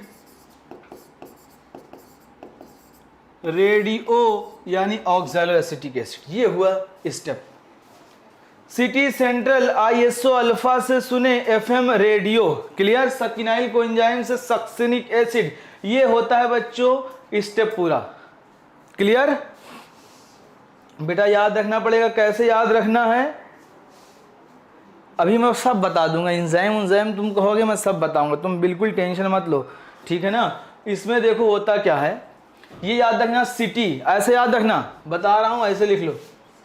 सिटी, हिंदी वाले भी हैं कि हिंदी आती नहीं, city central, city central ISO होते ना, ISO PSO, city central ISO, colour दूसरा यूज कर लूं, सिटी सेंट्रल आईएसओ, आईएसओ में जो ये है बच्चों आईएसओ, अल्फा से, अल्फा से सुने, अल्फा से सुने, एफएम, एफएम सबने सुना होगा, एफएम रेडियो, रेडियो में ये जो ओ है ये वाला लिया गया ओ, ठीक। तो यह याद रखना, सिटी सेंट्रल आईएसओ अल्फा से सुने रेडियो, हाँ हाँ निमोनिक लिख दिया है, सिटी सेंट्रल आईएसओ अल्फा से सुने एफएम रेडियो, ठीक है ना। अब सुनिए बात, होता क्या है कि ये बच्चों 4 कार्बन के मॉलिक्यूल्स, कार्बन कार्बन जुड़वाओ पहले फटाफट, ये 4 कार्बन, ये 2 कार्बन, तो ये कितने कार्बन का बनेगा 6 कार्बन, ये भी कितने कार्बन 6 कार्बन, ये भी कितने कार्बन बेटा 6 कार्बन, ये भी कितने कार्बन 6 कार्बन। अब यहां पर ये जो अल्फा कीटोग्लूटेरिक एसिड बनता है बेटा, ये 5 कार्बन के मॉलिक्यूल्स होते हैं। इसका मतलब ये हुआ कि यहां पे CO2 रिमूव हुई। अब ये जो है अल्फा कीटोग्लूटेरिक एसिड सक्याइल कोएंजाइम बनता है बेटा, ये होता है 4 कार्बन, ये भी होता है बेटा 4 कार्बन, ये भी होता है 4 कार्बन, ये भी होता है 4 कार्बन, ये तो 4 कार्बन है ही है। यानी यहां भी क्या हुआ, एक CO2 रिमूव हुई है ना, एक CO2 यहां, एक CO2 यहां, और एक CO2 देखिए यहां। लेकिन बेटा ये पार्ट नहीं है क्रेब्स साइकिल का, ये क्रेब्स साइकिल का पार्ट नहीं है, याद रखिएगा, ये क्रेब्स साइकिल का पार्ट नहीं है। क्रेब्स साइकिल तुम्हारी स्टार्ट यहां से हुई है, ठीक है ना, ये कनेक्टिंग लिंक है बिटवीन। अगर पूछा गया कितने CO2 बने, हाँ हाँ मैट्रिक्स ऑफ माइटोकॉन्ड्रिया में होती है, ये पुरानी चीजें हो गई हैं। जहां जहां CO2 निकलेगी बाबू, वहां वहां डिकार्बोक्सिलेज होगा, है ना, क्लियर। किसी को कोई दिक्कत? चलो अब दूसरी चीज हम लोग फिल कर लेते हैं। और अब यहां पे क्या होता है, आइसोसिट्रिक एसिड जब ऑक्सैलो बनता है बेटा, तो यहां पर NAD से NADH2 का फॉर्मेशन होता है। क्या बनता है, NADH2, और एक NAD से NADH2 बेटा यहां बनता है, NAD से NADH2 का फॉर्मेशन यहां होता है। इसके बाद बेटा यहां पे क्या होता है, जब सक्सिनाइल कोएंजाइम से सक्सिनिक एसिड बनता है, तो यही इसी को बोलते हैं फास्फोरिलेशन स्टेप। जहां पर डायरेक्ट ATP बनती है उसको हम लोग बोलते हैं substrate, substrate phosphorylation step, substrate phosphorylation step. तो यहां पे क्या होता है बेटा, यहां पर फॉर्मेशन होता है GDP से GTP का, GDP से GTP का, ये 1 ATP देती है, ठीक है ना। अब सक्सिनिक एसिड से बच्चों बनता है फ्यूमेरिक एसिड, तो यहां पर क्या होता है,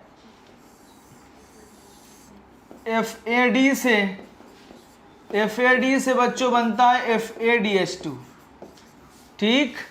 अब एक NAD से NADH2 यहां बनता है, NAD से NADH2 का फॉर्मेशन यहां होता है, क्लियर। तो कितने NAD हो गए, गिन डालो फटाफट, एक NAD, 2 NAD, 3 NAD, है ना।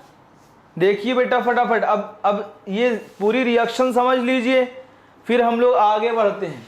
अगर भूल जाए कभी तो ऐसे याद रखना, कहाँ कहाँ खर्च होता है, प्याज में याद रखना, पियाज्म, ठीक है ना। पी से हो जाएगा बच्चों ATP से पायरुविक एसिड का कन्वर्जन जब एसिटाइल कोएंजाइम में होता है तो एक NAD से NADH2 बनता है, एक NAD से NADH2 यहां बनता है।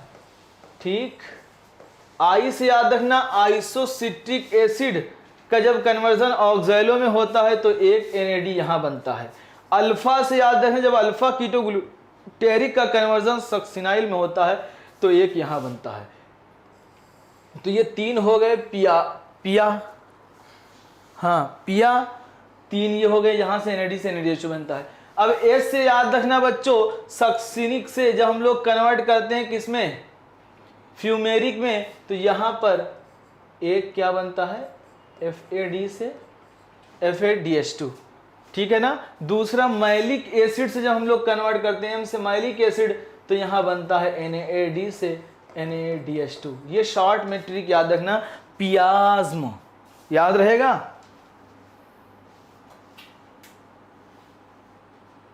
क्लियर, बताइए ये याद रहेगा कि नहीं, पियाज्म कि भूल जाओगे। बेटा ये सब चिपका लो, एग्जाम में बहुत काम आता है। ठीक है ना, पियाज्म याद रखना। अब यहां पे सुनो, अब सुनो बाबू, फटाफट सुनो, अब ATP कैलकुलेट करने जा रहे हैं। अब बताओ एक NADH2 यहां बना तो कितने ATP देगा ये, 3 ATP। कितने ATP, 3 ATP। अब बताओ एक FADH2 कितनी ATP देता है, सबको पता है 2 ATP देता है ना। अब ये NADH2 कितनी ATP देता है बेटा, 3 ATP देगा। ठीक, ये वाला NADH2 कितनी ATP देगा बेटा, 3 ATP देगा, है ना। अब ये 1 GTP वाला ये कितनी ATP देगा, 1 ATP देगा। तो टोटल एक बार बता दो, 3 3 6 6 2 8 8 और 3 11 11 और 1 12 ATP। ये है टोटल। ये क्या है बेटा, टोटल। कितने लोगों को अभी नहीं समझ में आया, कितने लोगों को अभी भी नहीं समझ में आया। ये 12 ATP तुम्हारी यहां बन गई। इसका मतलब अब बताओ पायरुविक एसिड कितने मोल, 1 मोल था तब बना, कितनी बार रिएक्शन चलेगी, 2 बार। तो बताओ यानी एक पायरुविक एसिड से बना 12 ATP। अगर मैं पायरुविक एसिड से पूछूंगा तो तुम यहां का NADH2 भी यूज करोगे, नहीं समझ पाए। अगर मैं यहां भी NADH2 जो बना ये भी 3 देगा, तो 12 और 3 कितना हो जाएगा बेटा, 15 हो जाएगा। अब 2 बने तो 15 15 30 हो जाएगा। 8 तुमने बना के दिया था किसमें, ग्लाइकोलिसिस में। बताओ कितने लोगों को समझ में आया। फिर मैं कंसेप्ट को और अच्छे से इलेबोरेट करता हूं। एक बार ये बताओ समझ में आया कि नहीं। इसमें तुम लोग एंजाइम मत याद रखना, तुम्हारे लेवल पे एंजाइम नहीं पूछा जाएगा इसके।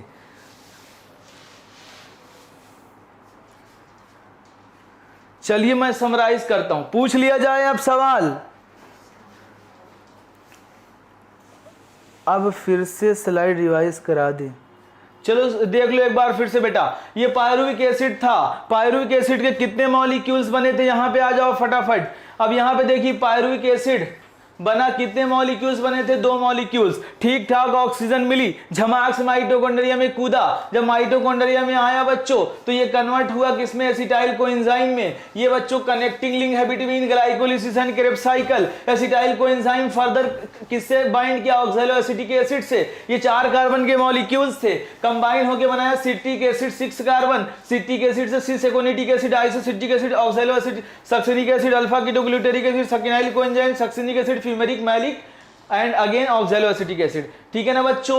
यहां पे कितने NADH2 आप याद रखेंगे, पियाज्म से पायरुविक का कन्वर्जन जब हो रहा था तो एक NADH2 कितनी ATP देगा, 3।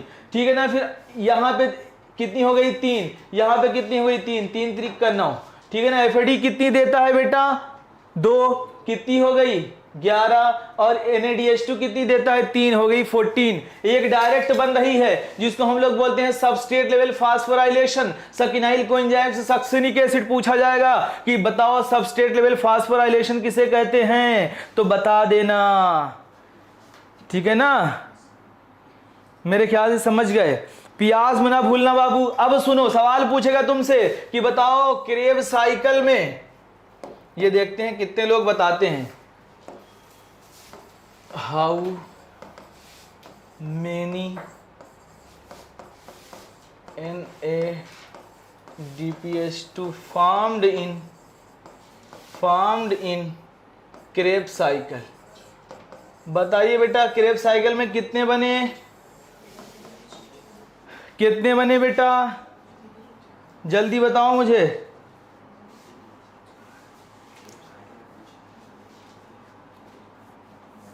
बताइए फटाफट answer, answer please.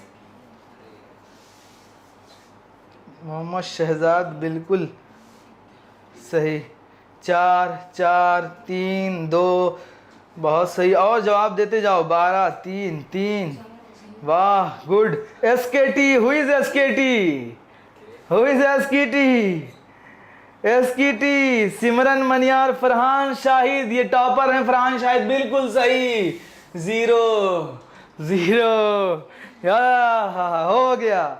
O my God shit, O my God shit, O my God shit, O my God shit, O my God shit. अभी बताए जा रहे हैं 8 6 14 12 16। बाबू NADPH2 बताया था कल। ये NADPH2 फास्फोराइलेशन में यानी फोटोसिंथेसिस में बनता है, और NADH2 बेटा ये बनता है कहाँ, या हम लोग कहें ग्लाइकोलिसिस, या हम कहें क्रेब साइकिल, इसमें NADH2 बनता है। P से मैंने बताया था, पकड़े रहना, P से फोटोसिंथेसिस, और सब ओ माय गॉड गई भैंस पानी में, है ना, यही होगा। खैर कोई बात नहीं, गलतियां करोगे तभी सीखोगे, है ना।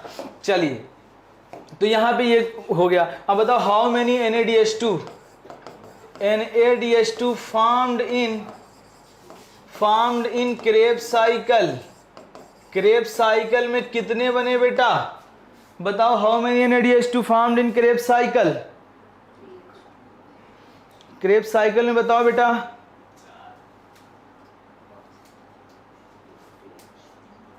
कोई नहीं बोल रहा है, अब बोलो आंसर, अब कोई बात है, अब नहीं गलत होगा। बताओ, अब नहीं गलत होगा, अब तो बताओ। अंसारी 4 कह रहे, नीट स्टूडेंट। इफ़त 6, यस 6 बनेंगे बेटा। कितने बनेंगे, 6। क्रेब साइकिल की बात हो रही है। मैंने बताया था कि जब पायरुविक एसिड से एसिटाइल कोएंजाइम बनता है, this step is not the Krebs cycle, step 3 यानी 6 होंगे बेटा। हमेशा क्रेब साइकिल पूछ रहा, वो एक की बात नहीं करेगा, वो एक की बात नहीं करेगा। क्रेब साइकिल 2 बार चलेगी, क्योंकि 2 मोल पायरुविक एसिड बना था। एक ग्लूकोज को तोड़ने के लिए क्रेब साइकिल को 2 बार चलना पड़ता है। एक ग्लूकोज को, 1 ग्लूकोज को ब्रेक करने के लिए बेटा, ब्रेक करने के लिए, ठीक है ना। क्रेब साइकिल कितनी बार चलती है, 2 बार चलती है। अब बताओ एक ग्लूकोज को फिक्स करने के लिए, ठीक है ना, C3 साइकिल कितने बार चलती है, C3 साइकिल कितनी बार चलती है, ग्लूकोज को फिक्स करने के लिए कितनी बार चलेगी बाबू C3 साइकिल। कोई नहीं बोल रहा है। 6 टन चाहिए, अभी कल पढ़ाया था कि 6 टन चाहिए हम लोगों को, है ना। एक ग्लूकोज को C3 साइकिल में फिक्स करने के लिए 6 टन की जरूरत होती है। क्रेब साइकिल में तोड़ने के लिए उसको 2 बार जरूरत पड़ती है। तो आज के बाद ये भूलना नहीं, ठीक है ना। अब यहां पे सुनो, अब NADH2 कितना बना, क्रेब साइकिल में 6 बना, सबने बता दिया। बताओ बेटा, ये सवाल इस बार नीट में आया था 2020 में। Direct ATP synthesis in Krebs cycle, direct ATP synthesis in Krebs cycle. Sadia बिल्कुल सही। कितनी, 2 ATP बेटा।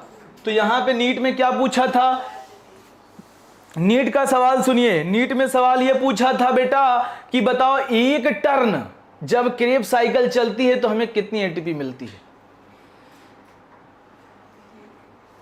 नीट में पूछा था इस बार सवाल, 2021 में 2 आएगा। नहीं सुनो, नीट में पूछा था कि एक बार क्रेब साइकिल जब चलती है तो कितनी ATP मिलती है। 0। अम्मा शाहिद कह रही है 0। अमना शाहिद, अमना शाहिद। 12, अरे बाप रे बाप 12। अब हम जा रहे हैं बाबू, अब हम कूद जाएंगे अब। अबे बाबू डायरेक्ट तो इक्का बनती है ना, एक टर्म चलेगा तो एक बनेगी, एक डायरेक्ट बनेगी कैश के फॉर्म में।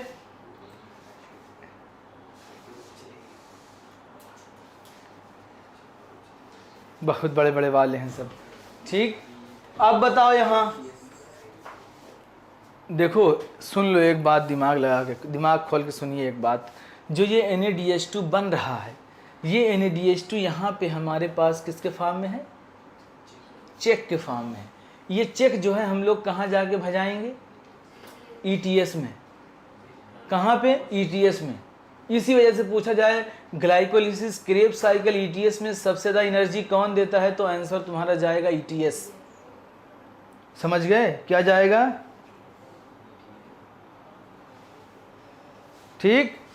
अब यहाँ पे सुनो, डायरेक्ट ATP अगर दो ATP बने, लेकिन एक स्टेप में कितनी बनेगी? एक बनेगी। अब बताओ यहाँ पे, अब बताओ FADH2 कितना बनता है बेटा? How many FADH2 form in Krebs cycle? FADH2 कितना बना?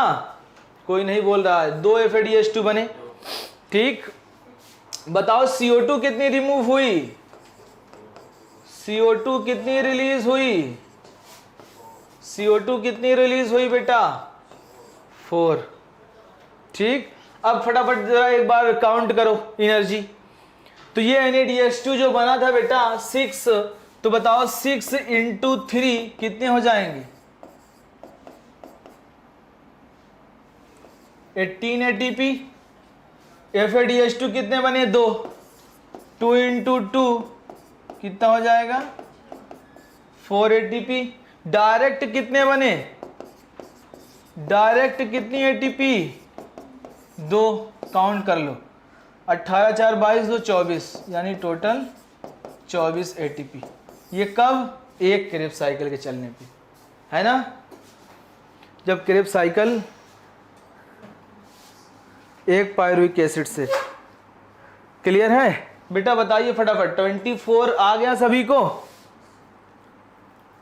टोटल 24। अब सवाल दूसरा पूछेगा बेटा आपसे कि बताओ पायरुविक एसिड से लेके क्रेब्स साइकिल में गोल गोल घूमने के बाद कितने ATP बनेगा? ये सवाल पूछेगा। बताओ पायरुविक एसिड से अगर पूछे तो यहाँ पे क्या होता था? एक NAD से एक NaDH2 का फॉर्मेशन होता था, ठीक। ये कितने मोल थे? ये 2 मोल थे। तो ये कितनी बार जाएगा? बोलो कितनी बार जाएगा? 2 बार। तो कितने बनेंगे ये? यानी ये बनेंगे 2। तो 2 × 3 कितने हो जाएंगे? 6 ATP। अब ये 6 और 24 कहाँ? क्रेब्स साइकिल में। कितने हो गए टोटल? 30 ATP। और आगे जाओ, तुम क्या पढ़ के आए हो ग्लाइकोलिसिस में? ग्लाइकोलिसिस में टोटल नेट गेन कितना पढ़ा था? 8 पढ़ा था। 30 और 8 38 हो गए। कितने लोग समझ गए? नहीं तो फिर से गिनवाएं। बताओ फटाफट कितने लोग समझ गए? अब यहाँ पे एक CO2 निकली थी तो कितने बार चलेगी? 2 बार। तो 2 CO2। अगर टोटल पूछा जाए कितने CO2 रिलीज हुए, क्या बताओगे? 6 CO2। क्लियर? किसको नहीं समझ में आया मैं शुरू से समझाऊं फिर से? जिसको नहीं आया शुरू से गिनवा दें। आज तक आप लोग पढ़ते आ रहे होंगे कि 6 ATP, एक ग्लूकोज के ब्रेक डाउन करने पे 38 ATP लगा के, 2 तो डबल करके लगा के आते थे, है ना? कहीं कहीं 36 बनती है, वो ग्लिसरॉल फॉस्फेट शटल में बनती है। माइलेस आस्पार्टेट शटल में जो है 38 बनती है। समझ गए? चलो मैं फटाफट ETS पढ़ा देता हूँ आपको, है ना? टाइम क्योंकि है नहीं हमारे पास, फटाफट मैं आपको पढ़ा देता हूँ जो है ETS। मेरे ख्याल से सभी को समझ में आ गया।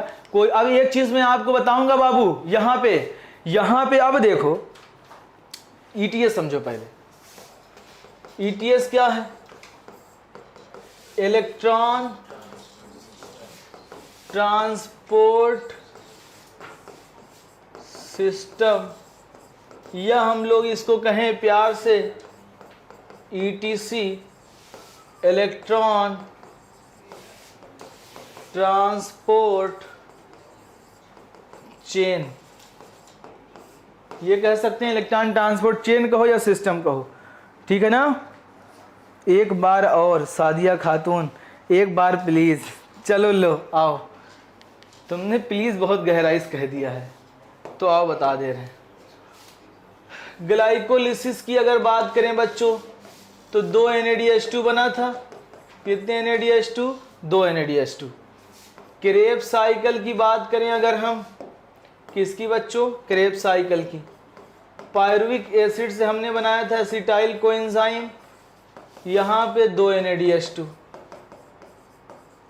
ठीक, क्रेब्स साइकिल की बात करें बाबू तो कितने हो जाएंगे? 3 × 2 यानी 6 NADH2, यानी हम कहें 2 FADH2।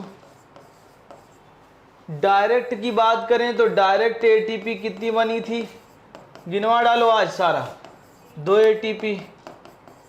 ठीक, ग्लाइकोलिसिस में बताइए डायरेक्ट कितनी बनी थी? 4 ATP बनी थी। कितनी यूज हो गई थी?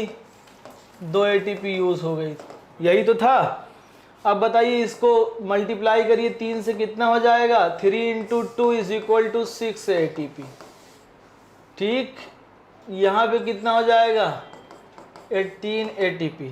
यहाँ पे कितना हो जाएगा? 4 ATP। ये हमें 2 मिल रही है, 2 ATP। ऊपर यहाँ देखो 3 दूना 6 है ना, 6 ATP। और ये डायरेक्ट 4 बनी, 2 यूज हो गई, कितनी बचेगी? ये बचेगी 2 ATP। जोड़ डालो, 6 2 8, 8 6 14, 14 और 18 32, 32 4 2 6 38। क्लियर? बस बेटा अब आगे बढ़ जाने दो, अब बढ़ जाने दो मुझे आगे, है ना। चलिए बढ़ जाने दो, अब बढ़ जाने दो मुझे, अब मत रोको। आओ इलेक्ट्रॉन ट्रांसपोर्ट चेन और इलेक्ट्रॉन ट्रांसपोर्ट चेन, इसकी कहानी सुन लो पहले एक बार, फटाफट सुनो, 10 मिनट है हमारे अंदर। ये बच्चों क्या है? मैट्रिक्स ऑफ माइटोकॉन्ड्रिया के अंदर झमाझम रिएक्शन चली। कौन सी रिएक्शन बाबू? आपने पढ़ा है कि माइटोकॉन्ड्रिया का ये स्ट्रक्चर मैंने बनाया, डबल लेयर्ड स्ट्रक्चर होता है, मैंने बना दिया। This is the outer membrane और this is inner membrane. Inner membrane, इस बार जो क्वेश्चन आएंगे वो ETS से आएंगे, लिख के ले लो, ठीक, क्योंकि इसके पहले आया था, पहला क्वेश्चन ग्लाइकोलिसिस से आया था, पहला वाला। उसके बाद पिछली साल आया क्रेब्स साइकिल से, इस बार नंबर ETS का है। हाँ, आउटर मेम्ब्रेन और ये हुआ इनर मेम्ब्रेन, और 90 क्वेश्चन रहेगा। हाँ, ये है बच्चों मैट्रिक्स ऑफ माइटोकॉन्ड्रिया के अंदर रिएक्शन अभी चल गई। कौन सी? ये पायरुविक एसिड मॉलिक्यूल्स बार बार रिएक्शंस करके, यानी ये एसिटाइल कोएंजाइम में कन्वर्ट हुए। अब इसी एसिटाइल कोएंजाइम से बच्चों हमने अभी रिएक्शंस कराई थी, याद होगा सभी को। अभी हम लोगों ने इस तरीके से गोल गोल वाली रिएक्शन पढ़ी थी ना, साइक्लिक रिएक्शन, ये बन गया। अब यहाँ पे सारे के सारे NADH2 मौजूद हैं, यहाँ पर FADH2 बेटा मौजूद है मैट्रिक्स ऑफ माइटोकॉन्ड्रिया के अंदर। अब ये जो अंदर वाली मेम्ब्रेन आप पढ़ रहे हैं, ये वाली इनर माइटोकॉन्ड्रियल मेम्ब्रेन, अब इसी मेम्ब्रेन के ऊपर, इनर माइटोकॉन्ड्रियल मेम्ब्रेन के ऊपर एंजाइम लगे हुए होते हैं, इसमें एंजाइम भरे होते हैं, इसी पे चलती है कौन सी रिएक्शन? ETS। तो ETS में आपको एक पहले थोड़ा सा समझा दूं कि कैसे जो है इलेक्ट्रॉन पास होते हैं और कैसे क्या होता है, समझ लो। ये जो है बच्चों आप देख रहे हैं 4 कॉम्प्लेक्सेस, ये 4 कॉम्प्लेक्सेस जो है आपस में एक साथ अटैच होते हैं। ये एक साथ जो अटैच होते हैं UB क्यूनॉन से, UB क्यूनॉन से अटैच होते हैं। ये भी किससे अटैच होते हैं बच्चों? UB क्यूनॉन से अटैच होते हैं, ठीक है ना। और ये जो अटैच होते हैं साइटोक्रोम C से अटैच होते हैं, साइटोक्रोम C से अटैच होते हैं। तो ये तो हुआ 1, ये हुआ 2, ये हुआ 3, ये हुआ बच्चों 4। अब तुम कहोगे पांचवा सर कहाँ है? पांचवा मैं यहां बना देता हूं, क्योंकि जो कॉम्प्लेक्स फिफ्थ होता है ये इन लोगों से अलग होता है। अलग का मतलब एक साथ अटैच नहीं होता है। तो ये बात दिमाग में भर लेना कि पूछा जाएगा कितने कॉम्प्लेक्सेस एक साथ अटैच होते हैं, तो बताना कि 4 कॉम्प्लेक्सेस एक साथ अटैच होते हैं। क्या बताना? सर डर आयरा फ्रांसोक्विनाइल कोआ से सक्टिनेट। ठीक, यहां पे क्या हुआ बच्चों? 4 कॉम्प्लेक्सेस 1 2 3 4 ये एक साथ आपस में अटैच होते हैं। अब यहाँ पे जो बच्चों NADH2 का फॉर्मेशन होता है, किसका? ये NADH2 बना। NADH2 ये कॉम्प्लेक्स नंबर 1 पे सबसे ज्यादा जो फॉर्मेशन होता है बेटा वो NADH2 का फॉर्मेशन होता है। ठीक है ना? ये NADH2 सबसे ज्यादा एनर्जी भी प्रोवाइड कर रहा है। ये कॉम्प्लेक्स फर्स्ट से ये क्रॉस करता है बेटा, क्रॉस करने के बाद इसके जो हाइड्रोजन होते हैं ये यहाँ पे भेज दे रहा है। ये इसको कौन सी स्पेस बोलते हैं? इसको बोलते हैं inter membrane space. Inter membrane space of mitochondria. इसको क्या कहेंगे हम लोग? इंटर का मतलब होता है बीच में। Inter membrane space of mitochondria, space of mitochondria कहते हैं। इसके अंदर जब जब ये पास होता है और ये दोबारा कन्वर्ट हो जाता है बच्चों NAD+ में, अगेन ये जो है NADH2 में कन्वर्ट होता है। ठीक है ना? ये प्रोसेस चलती रहती है। ये H+ जो है पास होते रहते हैं। उसके बाद बच्चों FAD सेकेंड जो कॉम्प्लेक्स होता है वो किसका होता है? FADH2 का होता है। Complex number first NADH2, complex number second is FADH2। FADH2 यहाँ से पास होता है। ये H+ के मॉलिक्यूल्स यहाँ छोड़ रहा है, H+ के मॉलिक्यूल्स यहाँ छोड़ रहा है। ये अगेन FADH2 कन्वर्ट हो जा रहा है FAD+ में। ठीक, फर्दर हाइड्रोजन के मॉलिक्यूल्स आते हैं, बाइंड करते हैं। ये बार बार H+ को inter membrane space of mitochondria में भेज रहा है। यानी मैं कहूंगा यहाँ पे कि फोटोसिंथेसिस के दौरान जो प्रोटॉन एक्युमुलेट हो रहे थे वो कहाँ? थाइलाकोइड की ल्यूमेन में एक्युमुलेट हो रहे थे। लेकिन इन ETS जो प्रोटॉन एक्युमुलेट हो रहे हैं वो कहाँ पे हो रहे हैं बच्चों? Inter membrane space of mitochondria. जब यहाँ पे H+ भर रहे हैं बहुत ज्यादा, H+ के मॉलिक्यूल्स एक्युमुलेट हो रहे हैं, तो मैं कहूंगा कि इलेक्ट्रोकेमिकल पोटेंशियल डेवलप हो रहा है। इलेक्ट्रोकेमिकल पोटेंशियल डेवलप हो रहा है। मैं कहूंगा इसको कि इसकी लो pH हो रही है। ये मैं कहूंगा कि प्रोटॉन ग्रेडियंट बन रहा है। प्रोटॉन ग्रेडियंट बन रहा है। कह सकता हूं कि नहीं कह सकता हूं? प्रोटॉन ग्रेडियंट बन रहा है बेटा। ठीक, अब ये इलेक्ट्रॉन जो है इससे पास होते रहते हैं। इलेक्ट्रॉन पास होके जो है आगे की तरफ मूव करते रहते हैं UV क्यूनॉन के थ्रू। फिर उसके बाद कॉम्प्लेक्स FAD आता है, फिर UV क्यूनॉन, फिर साइटोक्रोम C। ठीक, अब ये तो मैंने एक ओवरव्यू बताया, फिर मैं अगेन इसमें और अंदर चल रहा हूं। बताओ इतनी बात समझ में आई कि नहीं?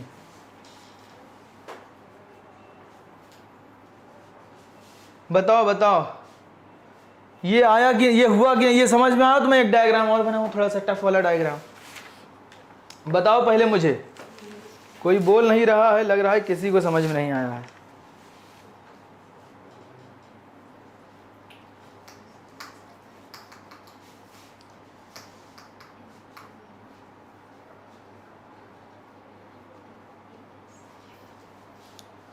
आ गया तो मैं एक डायग्राम दूसरा बनाऊं।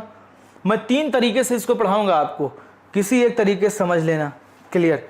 चलिए अब यहां पे देखिए ये क्या होता है। अब ये जो H+ यहाँ पे बेटा एक्युमुलेट हो रहा है, ये H+ के मॉलिक्यूल्स पास होते हैं अगेन खेमियोस्मोटिक हाइपोथेसिस, अगेन खेमियोस्मोटिक हाइपोथेसिस। तो तुमने पढ़ा था जब इस H+ को इससे हम लोग कॉम्प्लेक्स नंबर 5th से पास करते हैं, ये कॉम्प्लेक्स नंबर 5th है, तो यहां पर बच्चों ATP का फॉर्मेशन होता है। क्या बनती है? ATP। तो पूछा जाएगा तुमसे कि बताओ किस पे ATP बनती है, तो बताना तुम कॉम्प्लेक्स नंबर 5 पे ATP का फॉर्मेशन होता है।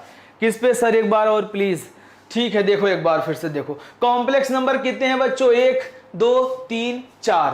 ठीक है ना। यहां पर जो NADH2 का फॉर्मेशन हुआ वो कॉम्प्लेक्स नंबर 1 से क्या होता है बच्चों, H+ को इंटरमेम्ब्रेन स्पेस में भेज देता है। ठीक है ना। FADH2 किसमें, कॉम्प्लेक्स नंबर 2 से भेज देता है। बाकी यूबिक्विनोन क्या करता है, कनेक्टिंग लिंक करता है कॉम्प्लेक्स नंबर 1 को कॉम्प्लेक्स नंबर 2 से। कौन कनेक्ट करता है पूछा जाए तो बताना यूबिक्विनोन। कॉम्प्लेक्स नंबर 2 को कॉम्प्लेक्स नंबर 3 से कौन कनेक्ट करता है तो बताना यूबिक्विनोन। कॉम्प्लेक्स नंबर 3 को कॉम्प्लेक्स नंबर 4 से कौन कनेक्ट करता है, बताना साइटोक्रोम C, बताना साइटोक्रोम C कनेक्ट करता है। ठीक है ना। कॉम्प्लेक्स नंबर 5 पे बेटा एटीपी का फॉर्मेशन होता है। इसमें आपने पढ़ा था F1 और F0 प्रोटीन होती है, F1 और F0 प्रोटीन होती है जो फॉर्मेशन कराती है किसका बच्चों, एटीपी का फॉर्मेशन होता है। अब ये एटीपी या तो माइटोकॉन्ड्रिया में रह जाए या तो ये बाहर निकल जाए, जाके यूज हो जाए कहीं और, जहां जो है डिपेंडेंसी होगी, जहां जरूरत होगी वहां जाएगी, है ना। अब मैं एक दूसरा डायग्राम यहां पे ड्रॉ करता हूं, देखो फिर से एक दूसरा डायग्राम ड्रा करता हूं। ये हुआ बच्चों आउटर मेम्ब्रेन, ये हुई जो है इसकी inner membrane. Complex number 1, complex number 2, complex number 3, complex number 4। ठीक है ना। ये देखिए आप जो है कॉम्प्लेक्सेस इस तरीके से अरेंज है। ठीक, ये एक कॉम्प्लेक्स हुआ, ये दूसरा कॉम्प्लेक्स है। अब यहाँ पे अगर आप देखें बच्चों, ये कॉम्प्लेक्स नंबर 1, ये कॉम्प्लेक्स 2, कॉम्प्लेक्स 3, कॉम्प्लेक्स 4, और यहाँ पर कौन सा कॉम्प्लेक्स पढ़ा, कॉम्प्लेक्स नंबर 5 होता है। और यहीं पर एटीपी का फॉर्मेशन होता है। अब यहाँ पे बेटा आप याद रखिएगा, ये यहाँ पे पढ़ा, इसको कौन कनेक्ट करता है, यूबिक्विनोन। इसको कौन कनेक्ट करता है, यूबिक्विनोन। अब यहाँ पे कौन कनेक्ट करता है, साइटोक्रोम C। अब ये जो कॉम्प्लेक्स होता है बच्चों याद रखना BC1, और ये क्या होता है A3, इसका नाम जो होता है। तो तुम्हें क्या याद रखना होगा, जो इलेक्ट्रॉन पास होते हैं वो कैसे पास होते हैं ये पूछा जाएगा, तो बताना BC1C A3। क्या बोलो, बोलो सब लोग, BC1C A3, BC1C A3, BC1C A3, BC1C A3। याद रहेगा, याद रहेगा कि नहीं। ये पूछा जाएगा कि इलेक्ट्रॉन कैसे पास होते हैं, तो बताना कि B, फिर उसके बाद C1, फिर उसके बाद C, फिर A, फिर A3। अब ये लास्ट इलेक्ट्रॉन एक्सेप्टर जो होता है बेटा, वो होता है इसका ऑक्सीजन। जब ऑक्सीजन इलेक्ट्रॉन एक्सेप्ट करेगा तो चार्ज कैसा आएगा, निगेटिव आएगा। चार्ज कैसा आ जाएगा उसके ऊपर, निगेटिव चार्ज आ जाएगा, क्योंकि निगेटिव वाले अमीर होते हैं, पॉजिटिव वाले गरीब होते हैं। पॉजिटिव वाले चार्ज गरीब होते हैं, इसका मतलब उसने दे दिया किसी को, निगेटिव वाला अमीर होता है, उल्टा होता है। तो यहाँ पे अब वो निगेटिव आया। अब लो यहाँ पे तो H+ का फॉर्मेशन हो ही रहा था, H+ बन ही रहे थे, ये इससे कंबाइंड होंगे तो क्या बना देगा, वाटर बना देगा। अब ये वाटर कहाँ जाके यूज होगा, अब ये वाटर के मॉलिक्यूल्स कहाँ जाके यूज होंगे बेटा, ये वाटर के मॉलिक्यूल्स जाएंगे मेटाबॉलिज्म में यूज होंगे। कहाँ, मेटाबॉलिज्म में। अब यहाँ पे देखो कॉम्प्लेक्स नंबर 1 पे जो तुमने पढ़ा था कि पायरुविक एसिड का कन्वर्जन एसिटाइल कोएंजाइम में हुआ बच्चों। अब यहीं से प्रोसेस चली कौन सी, ग्लाइकोलिसिस। अब यहाँ पे जितने NADH2 का फॉर्मेशन हुआ सारे NADH2 यहाँ पे आएंगे। ये NADH2 और कहाँ वाले आएंगे, ग्लाइकोलिसिस वाले भी आएंगे, ग्लाइकोलिसिस वाले भी आएंगे। इसका मतलब कितने हो जाएंगे, टोटल 10 NADH2 आएंगे। कितने NADH2, 10 NADH2 आएंगे। कितने FADH2 आएंगे, यहाँ 4 FADH2 आएंगे। 4 दूना 8, 10 या 30 नहीं 3 आएंगे। कितने आएंगे, FADH2 2 आएंगे। कितने आएंगे, 2 आएंगे। अब तुमसे पूछेगा सवाल, सुनना दिमाग लगा के खोन के, एकदम कान वान जितना है। अब ये जो NADH2 ये यहाँ से ट्रांसफर हो रहे थे, यहाँ पर H+ ला रहे थे, तो कितने यहाँ पे यूज होंगे, 10। तो एक एनर्जी कितनी देता है, 3। तो कितनी हो गई यहाँ पे, 30 ATP। ये जो किसके फॉर्म में थी एनर्जी, पैकेट के फॉर्म में, वो यहाँ पे यूज हो रही है। ये जो FADH2 है ये कितनी ATP देता है? 2। कितनी हो गई टोटल? 4। तो टोटल 34 ATP बनती है किसमें? ETS में। ETS में कितनी बनती है टोटल? 34 ATP बनती है, 34 ATP। तो इसीलिए कहते हैं ETS में सबसे ज्यादा एनर्जी बनती है। वहां जो NADH2 बना था वो किसके फॉर्म में था? चेक के फॉर्म में। और जो ATP बनी थी वो कैश के फॉर्म में बनी थी। तो यहाँ पे ये आके जो है क्या होता है बेचा, बैंक में यहाँ पे यूज होता है, तब जाके ATP देता है। तो ये सवाल पूछा जा चुका है कि बताओ माइटोकॉन्ड्रिया के अंदर कितनी ATP बनती है, ये सवाल पूछा था। तो आप कितनी बताएंगे माइटोकॉन्ड्रिया के अंदर? हाँ, मैट्रिक्स ऑफ माइटोकॉन्ड्रिया में कितनी बताएंगे आप? 2 बताएंगे। इनर माइटोकॉन्ड्रियल मेम्ब्रेन में ETS चल रही है, ये हो जाएगी कितनी? 34। और 2 वहाँ 36, 2 ग्लाइकोलिसिस में 38। कितने लोग समझे, कितने लोग समझे, कितने लोग बेहोश? बताओ। आओ देखो, इसके डाटा के हिसाब से तुम टाटा हो रहे हो। यहाँ पे कितनी ATP हो गई? 34 ATP। इसका मतलब बच्चों क्रेब्स साइकिल में कितनी ATP बनी? 2 ATP। इसका मतलब ग्लाइकोलिसिस में कितनी बनी? 2 ATP। 2 और 2 34, टोटल 38। हाय हाय हाय हाय हाय हाय हाय हाय हाय, कुछ कह दिया। यही पूछेगा तुमसे, और तुम यही बेहोश होने वाले हो। अगर वो अच्छा क्वेश्चन पूछा तो तुम पक्का है बेहोश हो जाओगे। ठीक, ये NADH2 वहां नहीं यूज होता है, लेकिन हम लोग काउंट कर लेते थे कि ये इतनी ATP देता है ना, जो है। चलो, तो सवाल देखो उस हिसाब से पूछेगा, ऐसा नहीं है कि आप लोगों को परेशान करके पूछेगा। अब हम लोग एक बार और समझ लेते हैं इसको अपने NCERT के डायग्राम से। NCERT के डायग्राम से एक बार समझ लो बाबू, नहीं तो कहोगे कि ना सर ने उड़ा दिया सब। आओ देखिए, आ जाइए इस पे। देखिए बच्चों, फटाफट देखिए। यहाँ पे डायग्राम है, ये इनर मेम्ब्रेन स्पेस है। इनर मेम्ब्रेन स्पेस है, यानी इंटर मेम्ब्रेन स्पेस कहें, इंटर मेम्ब्रेन स्पेस है बेटा। ये मैं एक डायग्राम यहाँ पे रफ ड्रा कर दे रहा हूँ। ये माइटोकॉन्ड्रिया की क्या बच्चों? Double layer. ये है inter membrane space, inter membrane space है। ये मैट्रिक्स ऑफ माइटोकॉन्ड्रिया, जो रिएक्शंस चल रही थी वो यहीं पर चल रही थी। यहाँ पे 5 कॉम्प्लेक्सेस होते हैं बेटा, लेकिन 4 कॉम्प्लेक्सेस आपस में अटैच होते हैं, है ना।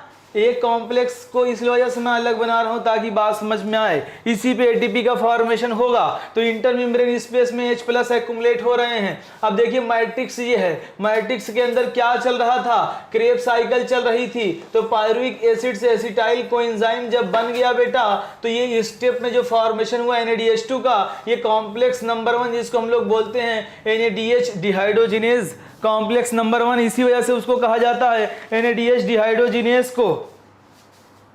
ठीक, अब यहाँ पे देखो, अब यहाँ पे जो NADH बना, इसको FMN ने क्या किया? इलेक्ट्रॉन को लिया बच्चों, ये फर्दर इसको कन्वर्ट कर दिया। देखो यूबीक्यूनॉन याद रखना, यही यूबीक्यूनॉन कनेक्ट कर रहा है। ये फर्दर किसको? H+ को कहाँ भेज दिया? देखिए H+ पास हो गए कहाँ बच्चों? इंटरमेम्ब्रेन स्पेस में। अब उसके बाद कॉम्प्लेक्स नंबर 3 देखो दे दिया है, कोई दिक्कत नहीं, तुम कॉम्प्लेक्स नंबर 2 पढ़ो, उससे कोई फर्क नहीं पड़ता है। अब यहाँ पे क्या यूज होता है कॉम्प्लेक्स नंबर पे? FADH2। अब तुम बताओ FADH2 का फॉर्मेशन कब हुआ था? क्रेब्स साइकिल में FADH2 का फॉर्मेशन किसके कन्वर्जन पे हुआ था?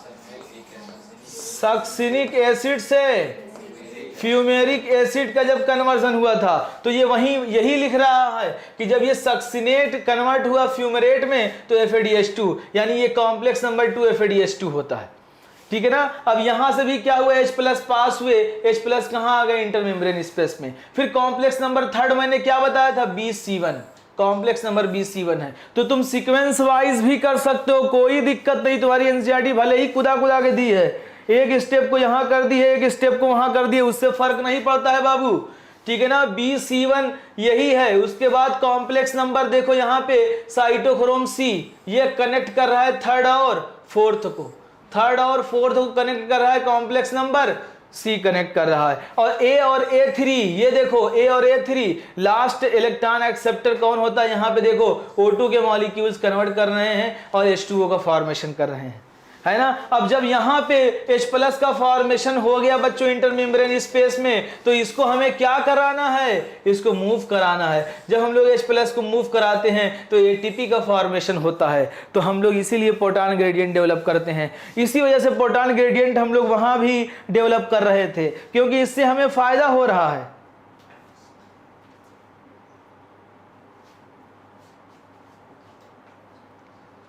बिल्कुल सही अफजल, बिल्कुल सही। ये यार बोल दें हम, एक बार मौका दो हमें पढ़ने का, फिर देखना जज्बा है मुश्किल से लड़ने का, जीतने के सिवा कुछ नहीं जानते हैं हम, कर दिखाते हैं जो कुछ भी ठान लेते हैं हम। सही बात है, बिल्कुल जो है इस बार एकदम आग लगानी है हम लोगों को, ठीक है ना। तो ये जो है कॉम्प्लेक्स नंबर मेरे ख्याल से समझ में आ गया होगा बेटा। ये बहुत ही आसान है, कोई टफ नहीं है। कॉम्प्लेक्सेस आपसे पूछे जा सकते हैं। लास्ट इलेक्ट्रॉन एक्सेप्टर कौन होता है ये भी पूछा जा सकता है, तो बता दीजिएगा, ठीक। अब फटाफट हम लोग आते हैं, कुछ बातें और रह गई हैं वो हम लोग समझ लेते हैं, ठीक है ना। कॉम्प्लेक्स नंबर 5 हो गया। ये देखिए वो है केमी ऑस्मोटिक हाइपोथेसिस कि जब दो H+ प्रोटॉन पास होता है तो फॉर्मेशन क्या होता है बच्चों, ATP का होता है। वही बात है, ठीक है ना। जो है केमी ऑस्मोटिक थ्योरी कॉमन है बच्चों, दोनों में होती है। ये सवाल पूछा जाएगा, ये दोनों में कॉमन होती है, मतलब फोटोसिंथेसिस में भी और इसमें भी, ठीक। अब मैं आता हूँ, आपको RQ पढ़ा दूँ मैं। एम्फीबोलिक पाथवे देख लो फटाफट। Glucose is the favourite substrate for respiration, all carbohydrates are usually first converted into glucose. बेटा आप जो कुछ भी खाएंगे, आप जो दूध खा लें, दही खा लें, ठीक है ना, अंडा खा लें, कुछ भी खा लें आप, सबसे पहले वो कन्वर्ट किस में होगा बेटा, ग्लूकोज के फॉर्म में। सिर्फ जहर ना खाना बस, ठीक। They are used for the respiration. Other substrate can also be respired, hence mentioned earlier, but they do not enter the respiratory pathway first step, ठीक है ना। See the point, different substrate in the respiratory, अभी हम दिखाएंगे आपको figure.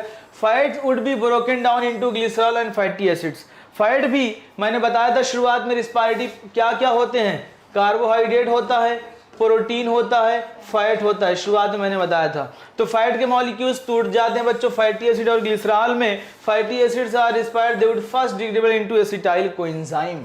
Fatty acid किस में convert हो रहा है बेटा, एसिटाइल कोएंजाइम में कन्वर्ट हो रहा है और inter the pathway. Glycerol would be inter the pathway after being converted into पागल, वही बात आ गई ग्लाइकोलिसिस वाला। प्रोटीन्स किसमें, अमीनो एसिड से बने होते हैं, तो प्रोटीन किसमें टूटेंगे, अमीनो एसिड में। एंजाइम प्रोटीएज होगा, ठीक है ना। After deamination depending on the structure enter the pathway at some stage in Krebs cycle और इवन पारुवेट और एसिटाइल। अब देख लीजिए ये देख लीजिए फटाफट, ये बेटा पूछा गया था, बताओ मुझे एक सवाल बताओ, कौन बताएगा। इंड प्रोडक्ट ऑफ ग्लाइकोलिसिस, बताओ बेटा, इंड प्रोडक्ट ऑफ ग्लाइकोलिसिस कौन बताएगा। इंड प्रोडक्ट ऑफ ग्लाइकोलिसिस नहीं, sorry, end product of Krebs cycle, ये तो आसान हो जाएगा ना। End product of Krebs cycle कौन बताएगा मुझे, end product of Krebs cycle, end product of Krebs cycle बताओ बेटा, कोई नहीं बोल रहा है। End product of Krebs cycle, Krebs cycle, Krebs cycle, fat, end product of Krebs cycle, Tashu लिख के तुरंत झीप ली। CO2 एक ने बताया है, Pragati Bhagat, Farhan Shahid OAA। Krebs cycle का बेटा इंड प्रोडक्ट जो होता है वो CO2 प्लस वाटर होता है। ये देखो यही पूछा गया था, ये देखो यही सवाल पूछा गया था बेटा, ये सवाल पूछा जा चुका है, सामने लिखा हुआ है, तब भी नकलिया नहीं पा रहे हो। अब देखो फैट के मॉलिक्यूल्स चाहे टूटे, चाहे कार्बोहाइड्रेट, चाहे प्रोटीन, इसमें कॉमन जो होता है एसिटाइल कोएंजाइम, ये भी पूछा गया है कि तीनों के लिए कॉमन क्या है, तीनों के लिए कॉमन क्या है, तो एसिटाइल कोएंजाइम में इसको कन्वर्ट होना ही होना है, क्योंकि ये पायरुविक एसिड में देखो ये नहीं टूटता है, फैटी एसिड्स ये एसिटाइल कोएंजाइम में टूटता है, तो पायरुविक एसिड तो हो नहीं पाएगा, ये दोनों के लिए है पायरुविक एसिड कॉमन। ठीक, तो ये भी पूछा था acetyl coenzyme is common for तीनों। ठीक, समझ गए मेरे ख्याल से। आओ फटाफट देख लेते हैं। ठीक है, ये सब आसान है। आरक्यू पढ़ लेते हैं बेटा, ठीक है ना। देखो respiratory quotient, let us look another aspect of the respiration during aerobic respiration. RQ क्या होता है बच्चों, volume of CO2 evolve upon volume of O2 consumed. क्या होता है, वॉल्यूम ऑफ CO2 आप क्या करते हैं, इवॉल्व करते हैं और O2 को कंज्यूम करते हैं, इसी को हम लोग बोलते हैं बच्चों आरक्यू बोलते हैं। ठीक है ना, इसी को हम लोग क्या बोलते हैं, आरक्यू बोलते हैं। ठीक है ना। अब यहाँ पे respiratory quotient depend upon the respiratory substrate used during respiration. एक निमोनिक्स बताते हैं, उससे आप लोग याद रखिएगा। ठीक है ना, याद रखिएगा बेटा, फैजाबाद PCOIA।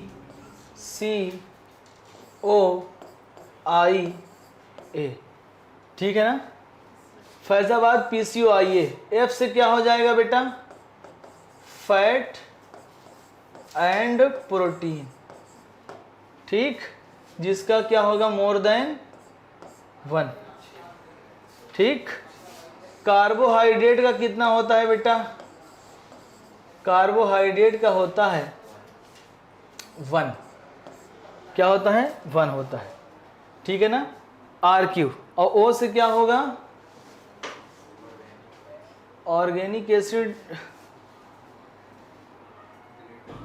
चलो अभी देखते हैं, इनकम्प्लीट ऑक्सीडेशन है मेरे ख्याल से, इसका होगा इनकम्प्लीट ऑर्गेनिक एसिड है, सही कह रहे हो, ऑर्गेनिक एसिड यूज होगा। ये है वो से ऑर्गेनिक एसिड। ठीक, ऑर्गेनिक एसिड का कितना होगा, और ए से होगा बच्चों एनएरोबिक रिस्पायरेशन, एनएरोबिक रिस्पायरेशन। अब देखते हैं CO2 अपान O2 होता है। ठीक है ना, अगर हम बात करते हैं एनएरोबिक रिस्पायरेशन में, तो O2 क्या निकलेगी, O2 एनएरोबिक में निकलेगी नहीं, तो CO2 कुछ तो होगी अपान 0। क्या आएगा, ये क्या आएगा, इनफाइनाइट आएगा।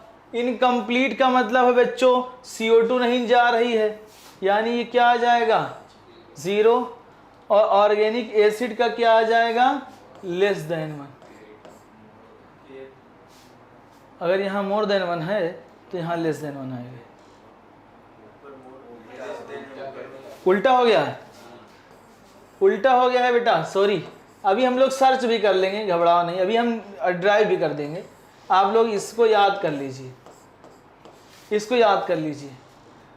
ठीक है ना, Faizabad PCOIA, Faizabad PCOIA, fat and protein का लेस देन 1। हाँ पल्लवी प्रिया बिल्कुल सही कह रही हो, ट्राइपाल्मिटिन का 0.7 होता है, वो फैट है, सही कह रही हो।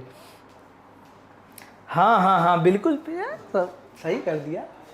आ जाओ, क्लियर। फैजाबाद PCOIA, ये याद रखना बेटा, ठीक है ना, यही तुमसे पूछा जाएगा। ये भी अभी तक आया नहीं है, छोटा क्वेश्चन है लेकिन आ सकता है। अब क्लियर है ना, चलो इसको दिखा दे रहे हैं तुम्हें। ट्राइपाल्मिटिन का आया था बेटा, ट्राइपाल्मिटिन का इसी साल आया था, ट्राइपाल्मिटिन का इसी साल आया था।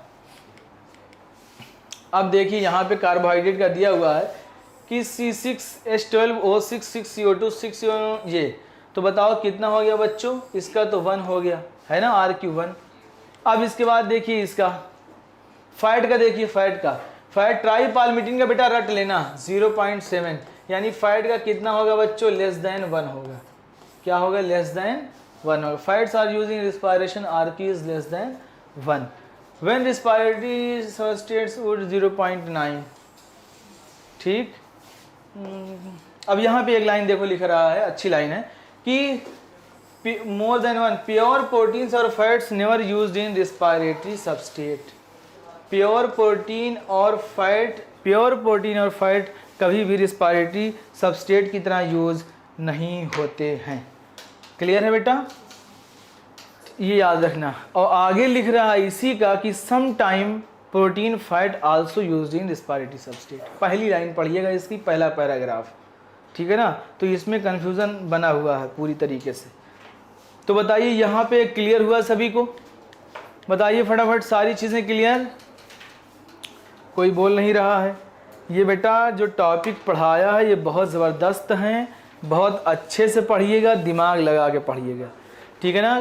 ग्लाइकोलिसिस एक एक एटीपी एक एक स्टेप की हमने आपको उंगलियों पे कर दी है।